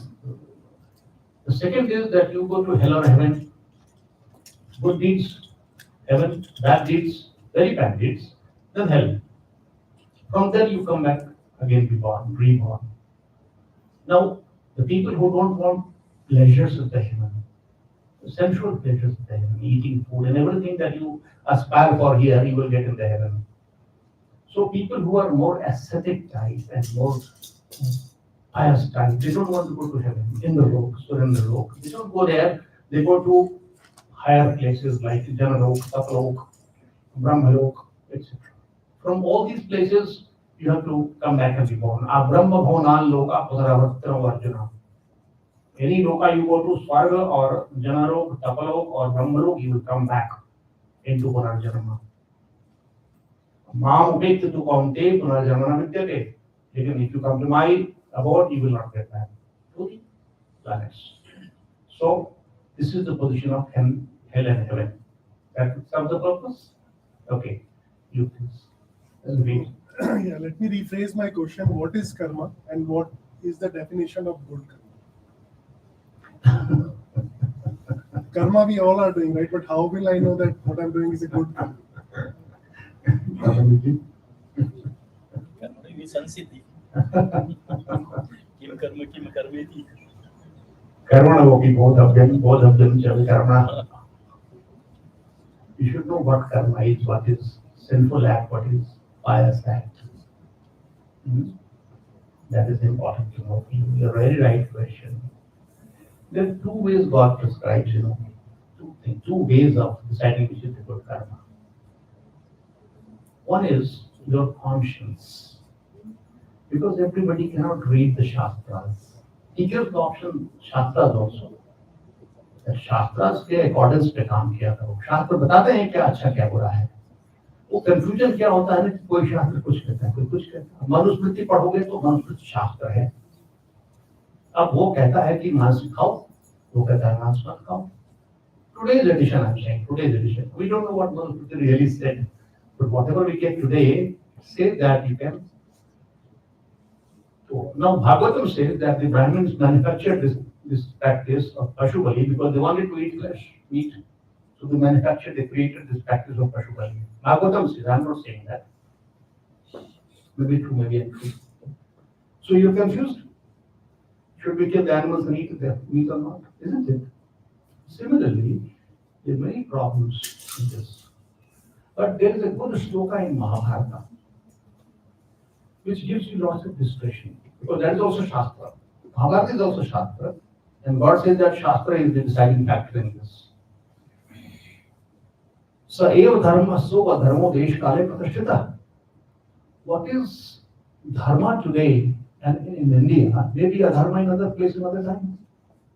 It explicitly says that चोरी करना भी धर्म है, कभी-कभी झूठ बोलना भी धर्म है. Explicitly it says. So this vivek, wisdom, you have to exercise and genuinely exercise, not for finding a pretext for doing a dharma. So saiva dharma, sova dharmo desh kale pratishtita. Depends on time and place whether चोरी करना धर्म है कि नहीं. I'm telling you one story of the United Nations. It's a true story that in a particular country in Africa, there was a tribal warfare going on, and in a hotel, United Nations officials, he was looking after the security of people, foreigners in the hotel, and they were all going to be killed by the tribals. So what do you do? Now, it is not a good thing to bribe somebody. No, but he heavily bribed those tribals. Tribal chiefs, take the money, don't do anything. Let's just rescue everybody, let them flee. And he rescued everybody. Now you decide to dharma or dharma. Understand? Desh kale pratishtita. Circumstance will decide. Now, this is one thing. Second thing that God gives you the option is very, very important.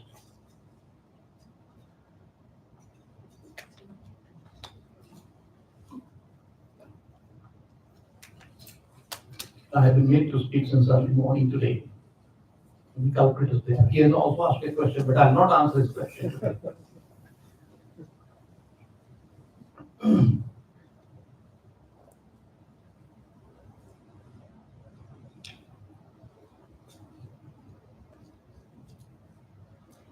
Atmokam yena sarvatra samam pashyati Arjuna.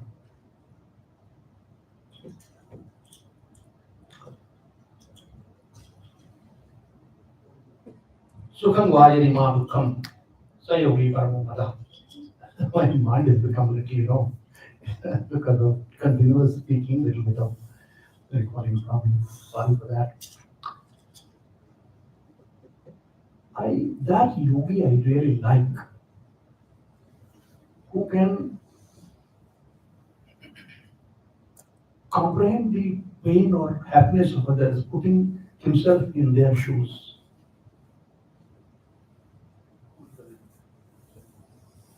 Is it clear?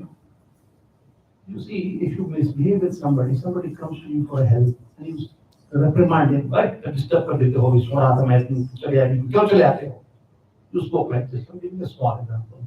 Then you think, if I were in his position and I would come for help, would I like to be behaved in this manner? Your conscience will tell you what is right, what is wrong, isn't it? So there are two ways of doing it. One is the Shastra, and the second is compare with your own self and then decide what is the right thing, what you know. Conscience is the best guidance. You know everything. You see, then you have a mirror. It will tell you your real face. But if because of some reasons there is dust settled on it, you can't see your conscience. So you have to, by reading Shastras, your dust goes away. So you can listen to your conscience. That is the help of the Shastras. So, 3 questions are there, ma'am? Permission is there? Of course. No, I'm looking at your watch. No, I'm not answering messages, but I'll Go ahead. How do you control the mindset senses? Well, how do you control? Yeah. It's a very difficult question. I think.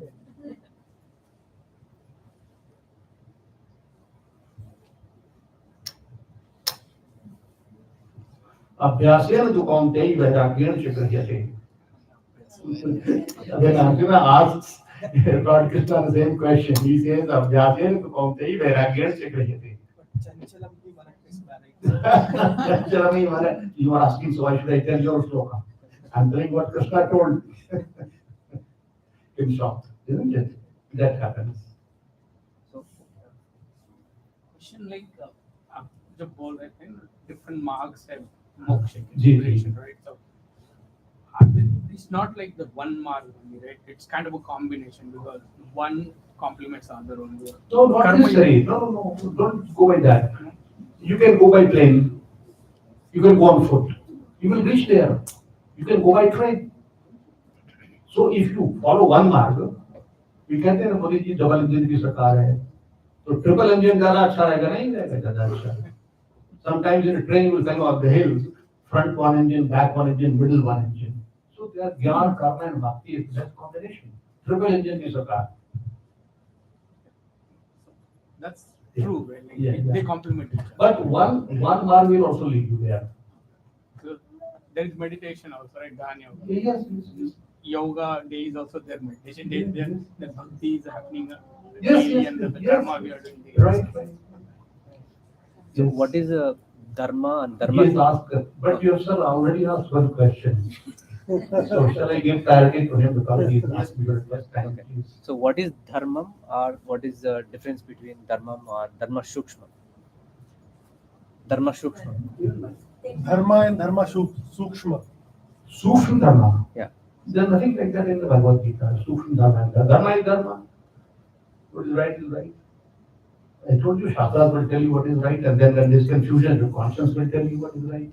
And then I said that Save Dharma, so Dharma Deshkale Krishnamurthy depends on time and place, whether it is Dharma or not. You have to decide according to your conscience and good faith, not for finding a pretext. Why do we have to memorize Bhagavad Gita?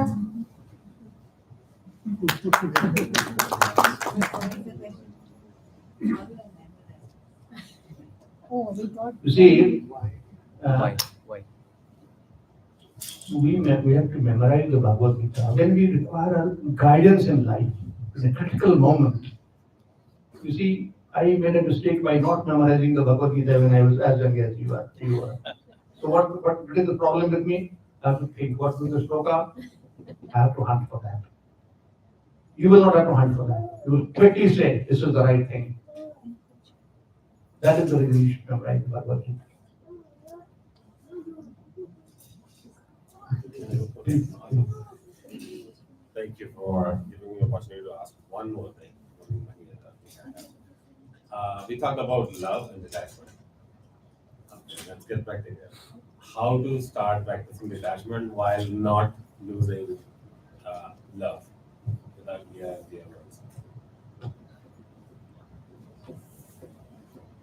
Any more questions?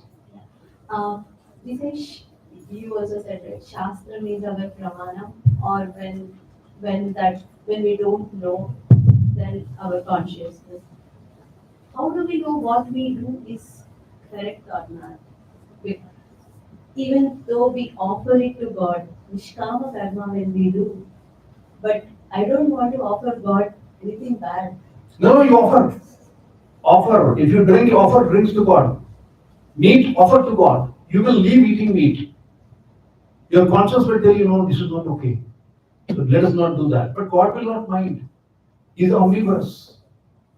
मैं काल हूँ सबको खा जाता हूँ तो खाता ही तो है वो क्या करता है So if for an example, if someone is coming to kill me, for example, and if I have to protect myself, I might have to harm someone.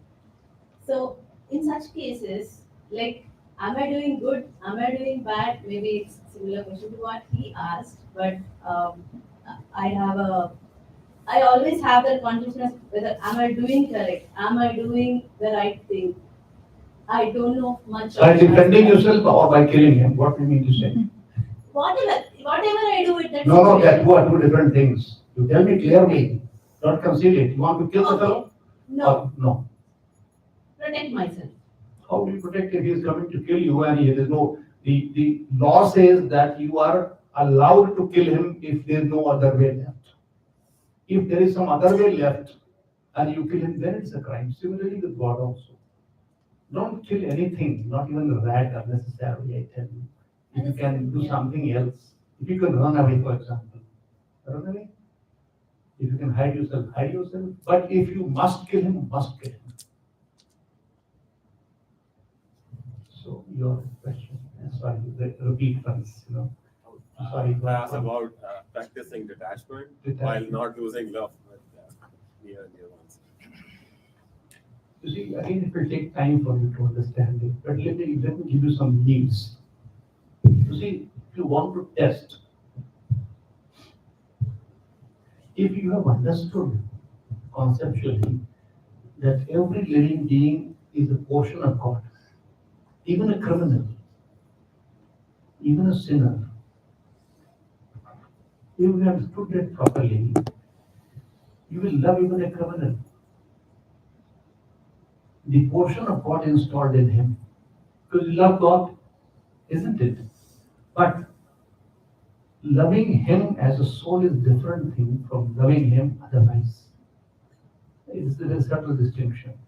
He is not only soul, he is a Sukshma Sharir also. He is a very criminal, remember that. So have compassion for him, have love for him. Don't kill him, as I said, unnecessarily. Don't kill even a rat, not even a machar. You see what you do? Bad guy. Khadam. And you start talking. No, not right. You should not kill the fellow. He has committed no such great crime. A small bite only, you should offer that bite to him. Apply Odomos. Get that good night. Don't kill him. He has entered your machardani and net, in case you are using that. Machardani, you understand that? Mosquito net. So what I do is that I catch them like this. Take out and leave it here. Why would I kill him?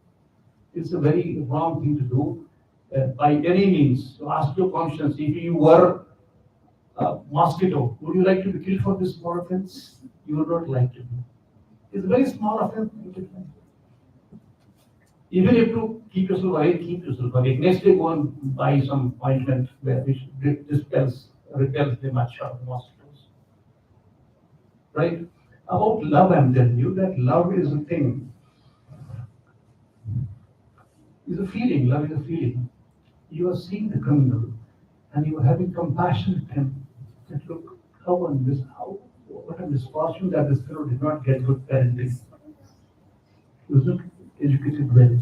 I'm so privileged to have received such education from my parents in my school. He doesn't have the opportunity of that. He doesn't know what he's doing. Christ says, God forgive them because they don't know what they're doing. It was compassion, the right compassion. He had no means to defend himself. If he had fought, again they would have killed him. So the only way was to pray to God that forgive him. God will not forgive them, but he is praying because he is compassionate. Same thing. Advishta Sarabhutanam Prakarmaya Usha. Be friendly to even a criminal. Try to reform him. Try to counsel him. And kill him without any hatred. If he needs to be killed, don't be hatred. I often say that so and so is killing us, we must kill them. See? But there's a difference between killing and killing. So don't have the feeling of hatred. Don't kill with hate. Kill with compassion. That I'm having compassion you to have finished your life because you're going to suffer so much and you're going to make people suffer so much. I have no other option left with me except to protect people from you.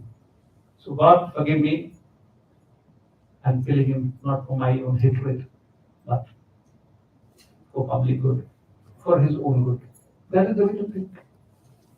Is that okay?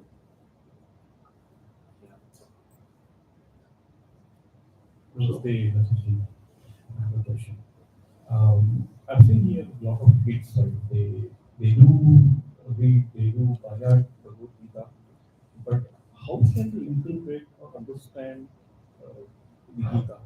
The Gita's knowledge applies to the whole Brahman, but interpretation differs from person to person, age to different ages. How can they adapt that one to the life at every moment, at every age? How can you interpret? What is the best way to interpret, to learn that?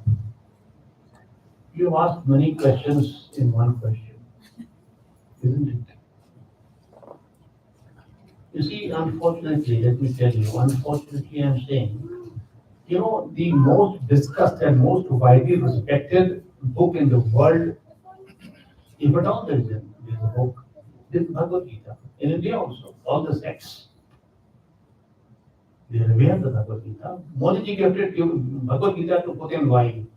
It has the widest appeal. Now, so what happens, let me tell you, not again politically very incorrect thing. Politically not correct what I'm going to say, but please listen with care. What happens that each guru, again not politically correct, Hinduism has been harmed tremendously by gurus. By Gurudam. There are no more gurus, I tell you, very few gurus you will find. They are all half-baked gurus, they don't know much. He will confirm it to you, ask you separately. But there's a tradition. There was at a time a great tradition of kings, for example. There were benevolent kings in India. But today you will not get kings. So gurus are not to be found anymore, very few. There are lots of titles they gave to themselves, Sadguru, Punaguru, this Guru, that Guru. So, all the gurus consider it necessary to seek their support for their pantha, for their sect in the words of God. They want to show that Gita supports me, supports us, so their value becomes.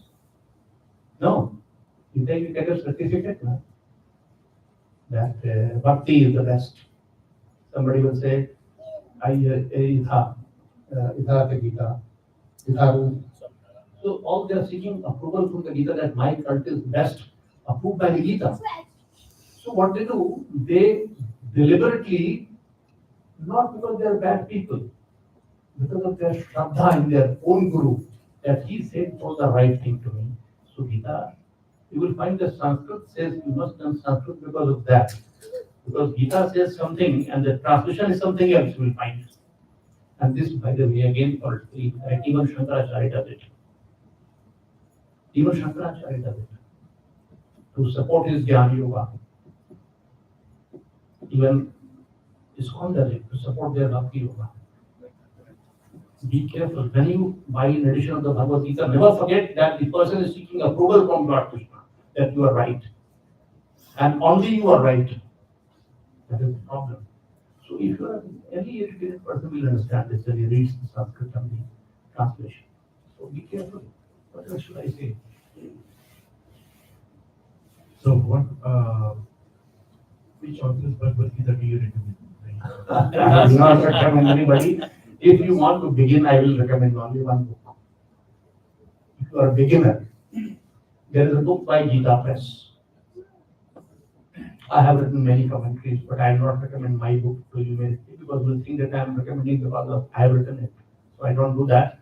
I tell you, begin with the Bhagavad Gita edition, a particular edition of the Bhagavad Gita by Jayadhyal Goenka, who simply translates. He breaks all the Sandhi Nichel, breaks into pieces all the shlokas and then gives meaning of each in the sequence of Hindi syntax or English syntax. English they not publish, I'm sorry. I don't, I'm telling you why. The reason is that he is a he is a Brahmabodhi. He's what? He looked upon Shudra. He comments in a very derogatory manner on Shudra in that Tika. I don't recommend that because of that reason. This is not correct. Gita never says that caste is, he doesn't approve of the caste system. Arjuna says, but Arjuna says we are not meant to learn from Arjuna, do we? We learn from what God says. God doesn't say that. He ignores that and goes to Varna. And Varna is, he doesn't say based on that. Therefore, if you want to begin, each one of you know Hindi, and we are going to produce an English, similar thing. But again, Jayadhyal Goenka is a very great man in my opinion. But again, he is biased by the Brahmin culture. He also translates, at one place I have found that he mentions about Shudra where it is not mentioned in the sloka. Not mentioned in the original sloka, but he mentions that. Chandal. And I was not written because I showed them, what are you doing? Where is it written? Tell me, show me. And on Gita Press. What are you doing? Barring that particular thing, there is no other error in that. That is, I will give it to him. A photo of that because they have published many editions. Jayadhyal Goenka, not his commentary. He has written a Tattva Tika. That is not to be read. I'm saying you read only his translation in the order of Hindi syntax. That is a good to begin with. And then we will keep in touch and let you know. But my views are very clear. In my commentary, you will not find any discrimination. I say that you integrate. That is what God says several times. I have given proof of that. But I will not recommend my commentary. That is wrong to do. You find out your own commentary, but that is a good edition, Gita Press. Only translation in order of Hindi syntax. So, Lundi, coming back to the first question, what we asked. Whose question? This question. This I will not answer, I told you. He has already made me speak for 5 hours. I don't know, somehow he read my mind and I was about to ask the same question.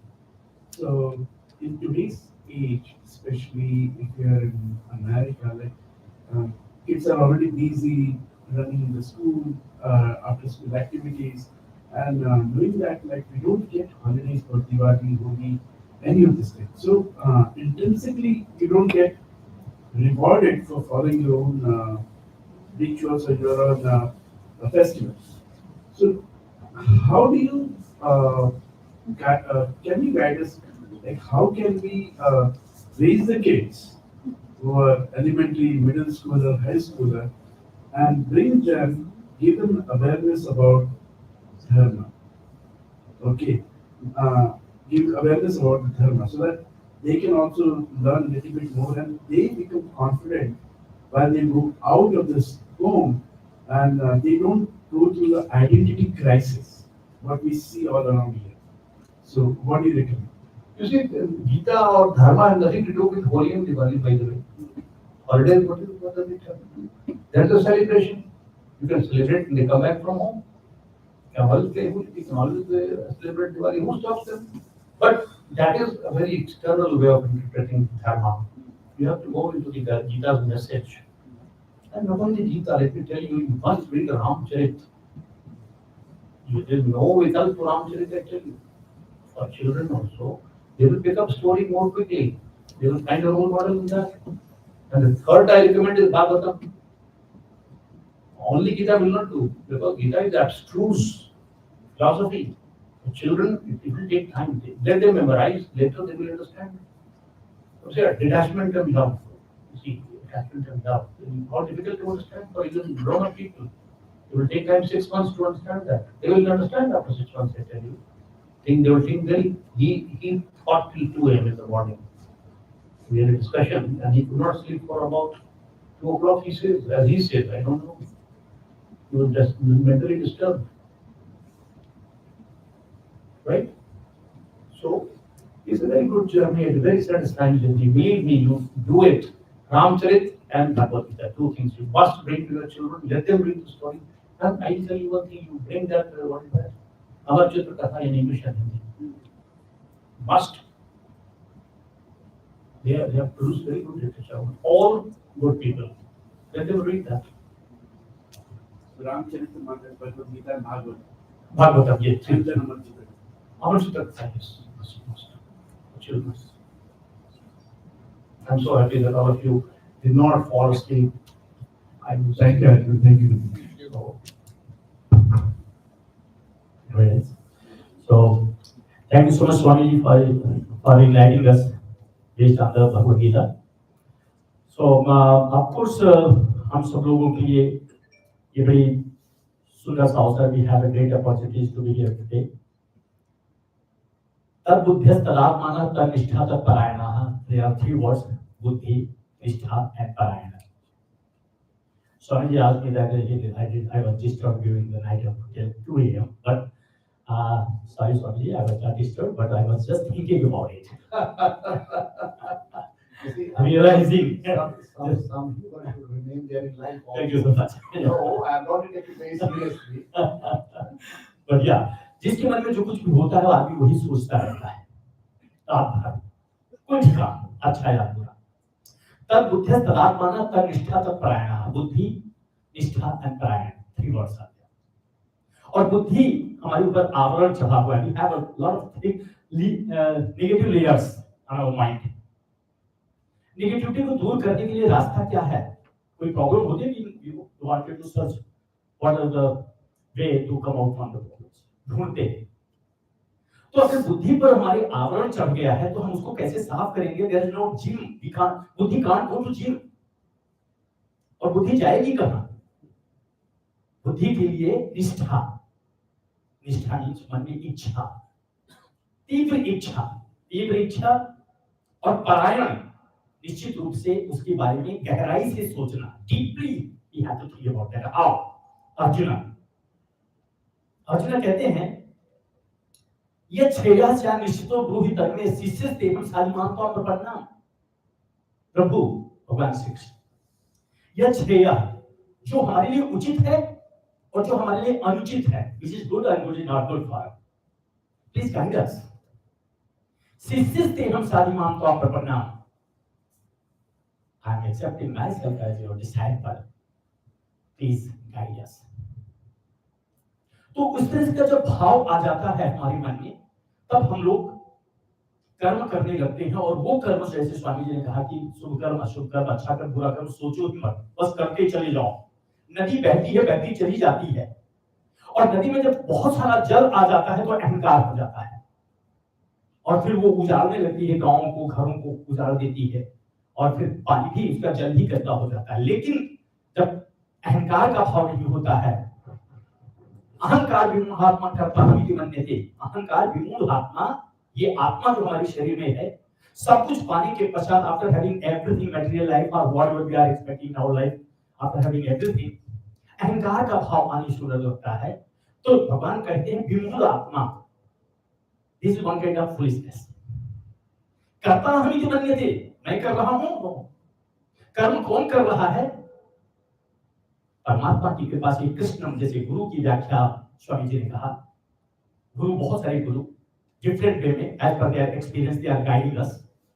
और वास्तव में सच्चा गुरु कौन है? सबसे बड़ा गुरु ये हमारे जीवन में एक ही गुरु है, कृष्णमूर्ति जगत गुरु.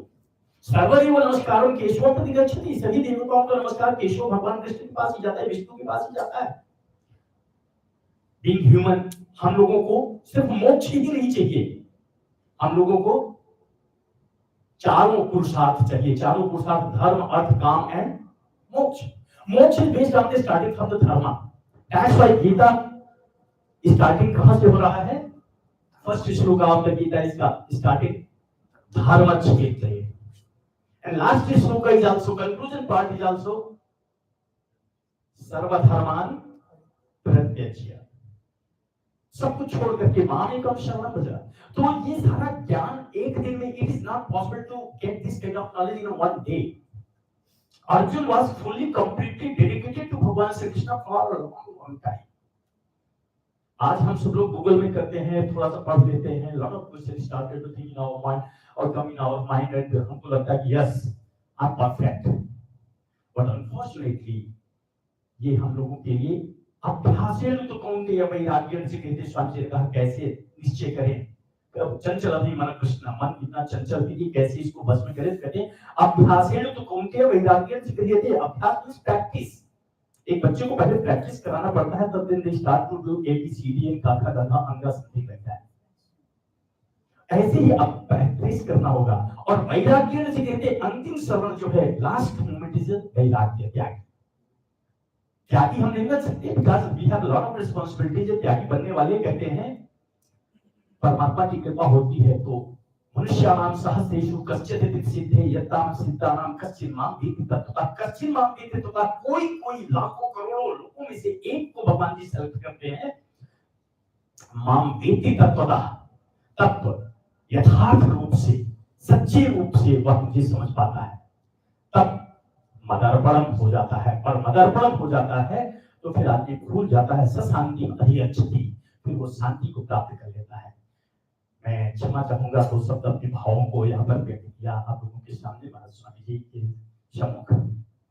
लेकिन जब मनुष्य के मन में बहुत भाव उछलने लगता है, तो दूध उबलने लगता है, तो गिरने लगता है, तो वो भाव संभवता आया। तो आप लोगों को बहुत बहुत धन्यवाद। Thank you so much for being here today. And of course Swami ji ने कहा कि घड़ी देख रहे हैं, घड़ी इसलिए नहीं देख रहे हैं कि कितना समय हुआ, घड़ी इसलिए देख रहे हैं कि कुछ मैसेजेस आते रहते हैं वन। एंड घड़ी वास्तव में देखा जाए तो हनुमान जी ने भगवान श्री राम जी से कहा न तृप्यति हृदयो मम, मेरा हृदय तृप्त संतुष्ट नहीं हो रहा है। क्यों? इसलिए कि Hanuman ji was always thinking that कि आंखों से प्रभु को देखता रहूं, कानों से सुनता रहूं और होठों से बोलता रहूं। और आज बोल सकते हैं आप सब लोग, हम लोग अयोध्या चल करके क्या कह देंगे? अयोध्या में क्या बोलते हैं? जय श्री राम। ऐसे ही बोलते हैं, जय श्री राम। तो राम और कृष्ण दोनों एक ही हैं, एक दोनों में अंतर नहीं है। तो ऐसी भावनाओं के साथ आप लोगों की ओर से मैं परमादरणीय श्रद्धेय स्वामी जी को बहुत बहुत आभार सहित धन्यवाद प्रकट करना चाहता हूँ। At the same time Swami ji, I got an opportunity to give my service in the field of religion and spirituality since probably around 20 years. एक कैलिफोर्निया में भी मंदिर चल रहा है, एंड वहां पर अपने आप को बहुत सौभाग्यशाली समझता हूं कि हम सब लोगों के परम श्रद्धेय श्री श्री रविशंकर जी महाराज, सबको जानते हैं। भारत में सैकड़ों गाड़ियां उनके आगे पीछे चलती हैं और it is very hard for getting chance to get his blessing in India, यहाँ पर भी। लेकिन I was very much blessed कि 2 बार श्री श्री रविशंकर जी महाराज अपने मंदिर में उनका आना हुआ था।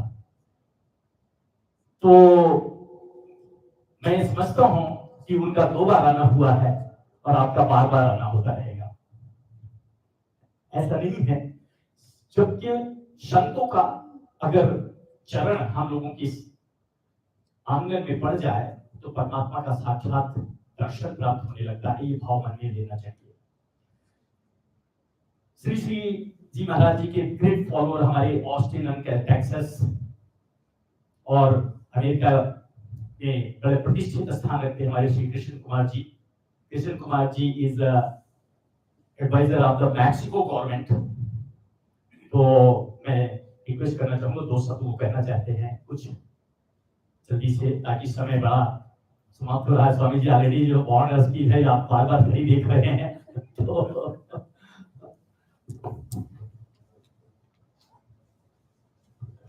धन्यवाद कृष्णा जी, नमस्कार Swami ji, nice to meet all of you. It's always a joy to come and be here in Shakti Dham. It's always a joy to be here in Shakti Dham and with inspiration of Krishna ji and with the blessings of Ashok Singhal ji, we have to do many things for this country and this world, and we are at a very crucial point in the history of the mankind.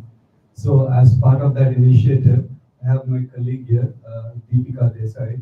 She will be giving a 1-minute overview of what we are planning to do on Sunday. We would like to invite you for that. So I don't know if you've heard that last year, United Nations declared December 21st as World Meditation Day. And it's coming up right around the corner. This coming Sunday is December 21st. And we're very fortunate that Gurudev was invited as a keynote speaker last year in New York at the United Nations as well as in Europe. But here also this year consecutively he has been invited to lead meditation at the United Nations.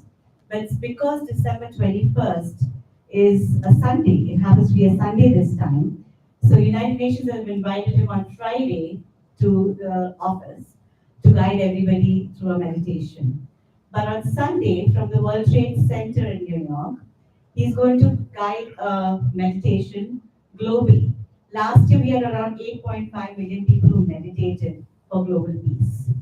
So, you know the benefits of meditation. I don't need to say anything about it. That is really the crux of our Vedic knowledge. Also, everything has come from Dhyan, and without that, no knowledge comes, right? So, I would like to invite all of you to come and meditate with us. It's just 20-minute meditation. He'll guide, he'll say a few words. We're going to meet at the Capitol in downtown. The Texas Capitol. The Texas Capitol, yeah. I'm this year since the last 2 years. I moved from Chicago, so if I don't use the right words, sorry.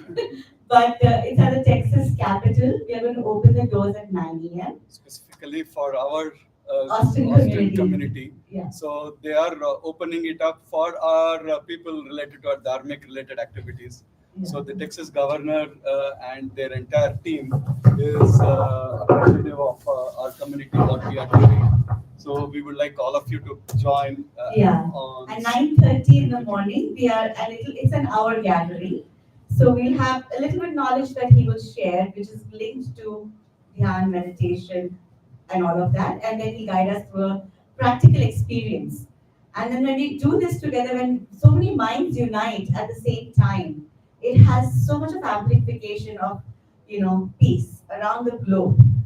So I invite you to join us on this World Meditation Day on Sunday at the Capitol in Austin, Texas, in downtown.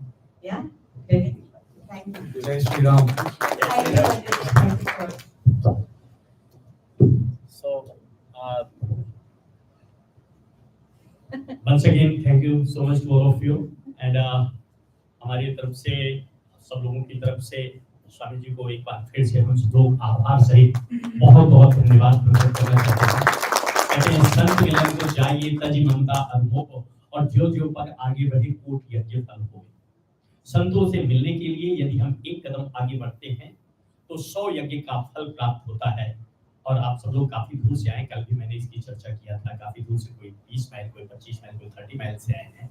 तो संतों के दर्शन मात्र से हमें यज्ञों का फल की प्राप्ति होती है। स्वामी जी ने बहुत बढ़िया मैं समझाऊं, पर मन नहीं करता स्वामी जी, घड़ी नहीं देखता हूँ चिता। स्वामी जी ने कहा कि मच्छर नहीं मारना, बहुत अच्छी।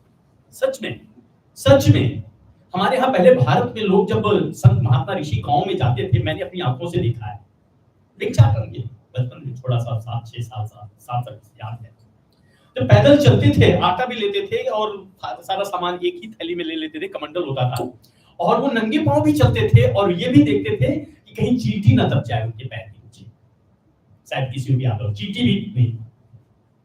एक महात्मा जी जो है स्नान करने के लिए गए, स्नान करने के साथ साथ उन्होंने देखा नदी में एक बिच्छू जो है, शायद बहुत सारे लोगों ने पढ़ा होगा, सुना होगा, बिच्छू चल रहा था और उस समय पर महात्मा जी को लगा कि ये तो डूब जाएगा, निकालने का प्रयास किया, डंक मारा, हाथ हिला गए, फिर से दौड़ा, फिर से पकड़े, फिर से 3 बार 4 बार, 10 लोग हंस रहे हैं, कह रहे पागल है क्या कि इसको डंक मार रहा है और ये जो है बार बार निकालने का प्रयास कर रहा है।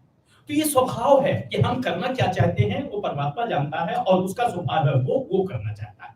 लेकिन हमें अपने कर्मों को बिल्कुल नहीं भूलना चाहिए। मदर परम परमात्मा के प्रति समर्पित करके हम यदि कोई भी कर्म करते हैं तो निश्चित रूप से वह हमें आत्म शांति, परम शांति, शांतिश्च प्रतिपादयेत, और एवं ध्यात्वा महाविष्णु स्वर्ग लोकम गतस्तथा वैकुंठ लोकम गतस्तथा, फिर वो वैकुंठ और स्वर्ग का मार्ग स्वतः अपने आप खुलने लगता है। लेकिन ये ज्ञान की आवश्यकता है, और वो ज्ञान सिर्फ परमात्मा की कृपा से, गुरुओं के आशीर्वाद से ही संभव हो सकता है, और गुरु के बिना ज्ञान को हो ही नहीं सकता। कठिन है गुरु को ढूंढना, जैसे स्वामी जी ने कहा कि कितने सारे गुरु हैं, हर लोग अपनी अपनी ज्ञान के अनुसार जो है इंटरप्रेट करते हैं। पीपल आर कंफ्यूज दैट कि what is good what is not good, but कठिन है। लेकिन कुछ सब कुछ भूल जाओ और कहो कृष्णम वंदे, तो बोल तो दो भाई, ना मानो तो बोल तो दो कृष्णम वंदे जगद्गुरु। बहुत बहुत धन्यवाद स्वामी जी, हम सब लोग बहुत आभारी हैं, आपने समय निकाला। सच में एक एक शब्द जो है मन को ठीक उस प्रकार से जैसे टिमटिमाता है, और जैसे महावत का नाम सुना होगा, हाथी जब चलता है महावत क्या करता है, एक उसके पास लकड़ी का त्रिशूल होता है और टिन टिन करता रहता है, और हाथी उसके बस में होता है, चलता चला जाता है।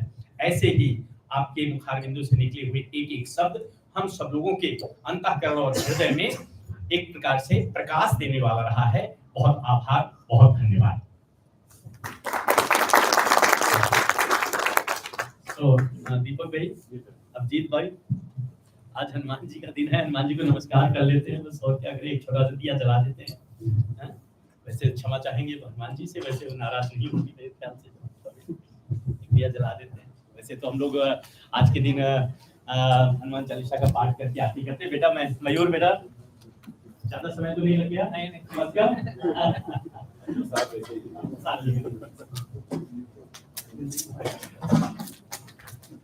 ओम ध्यायेदानुबाहुं भृतसरथं संबद्ध पद्मासनस्थं पीतं वासो सहं नवकपदवस्पन्दनेत्रं प्रसन्नं कामाङ्कारोजिताम्बुजयोजनं नीरदाभं नानाकारदीप्तं तदद्भुतां तलं रामचन्द्रं। दक्षिणे लक्ष्मणो यस्य वामे पूजनकात्मजा पुरुतो मारुतिर्यस्य तं वन्दे रघुनन्दनं। लोकाभिरामं रणरङ्गधीरं राजीवनेत्रं रघुवंशनाथं कारुण्यरूपं करुणाकरं श्री रामचंद्रम शरणं प्रपद्ये। मनोजवं मारुततुल्यवेगं जितेन्द्रियं बुद्धिमतां वरिष्ठं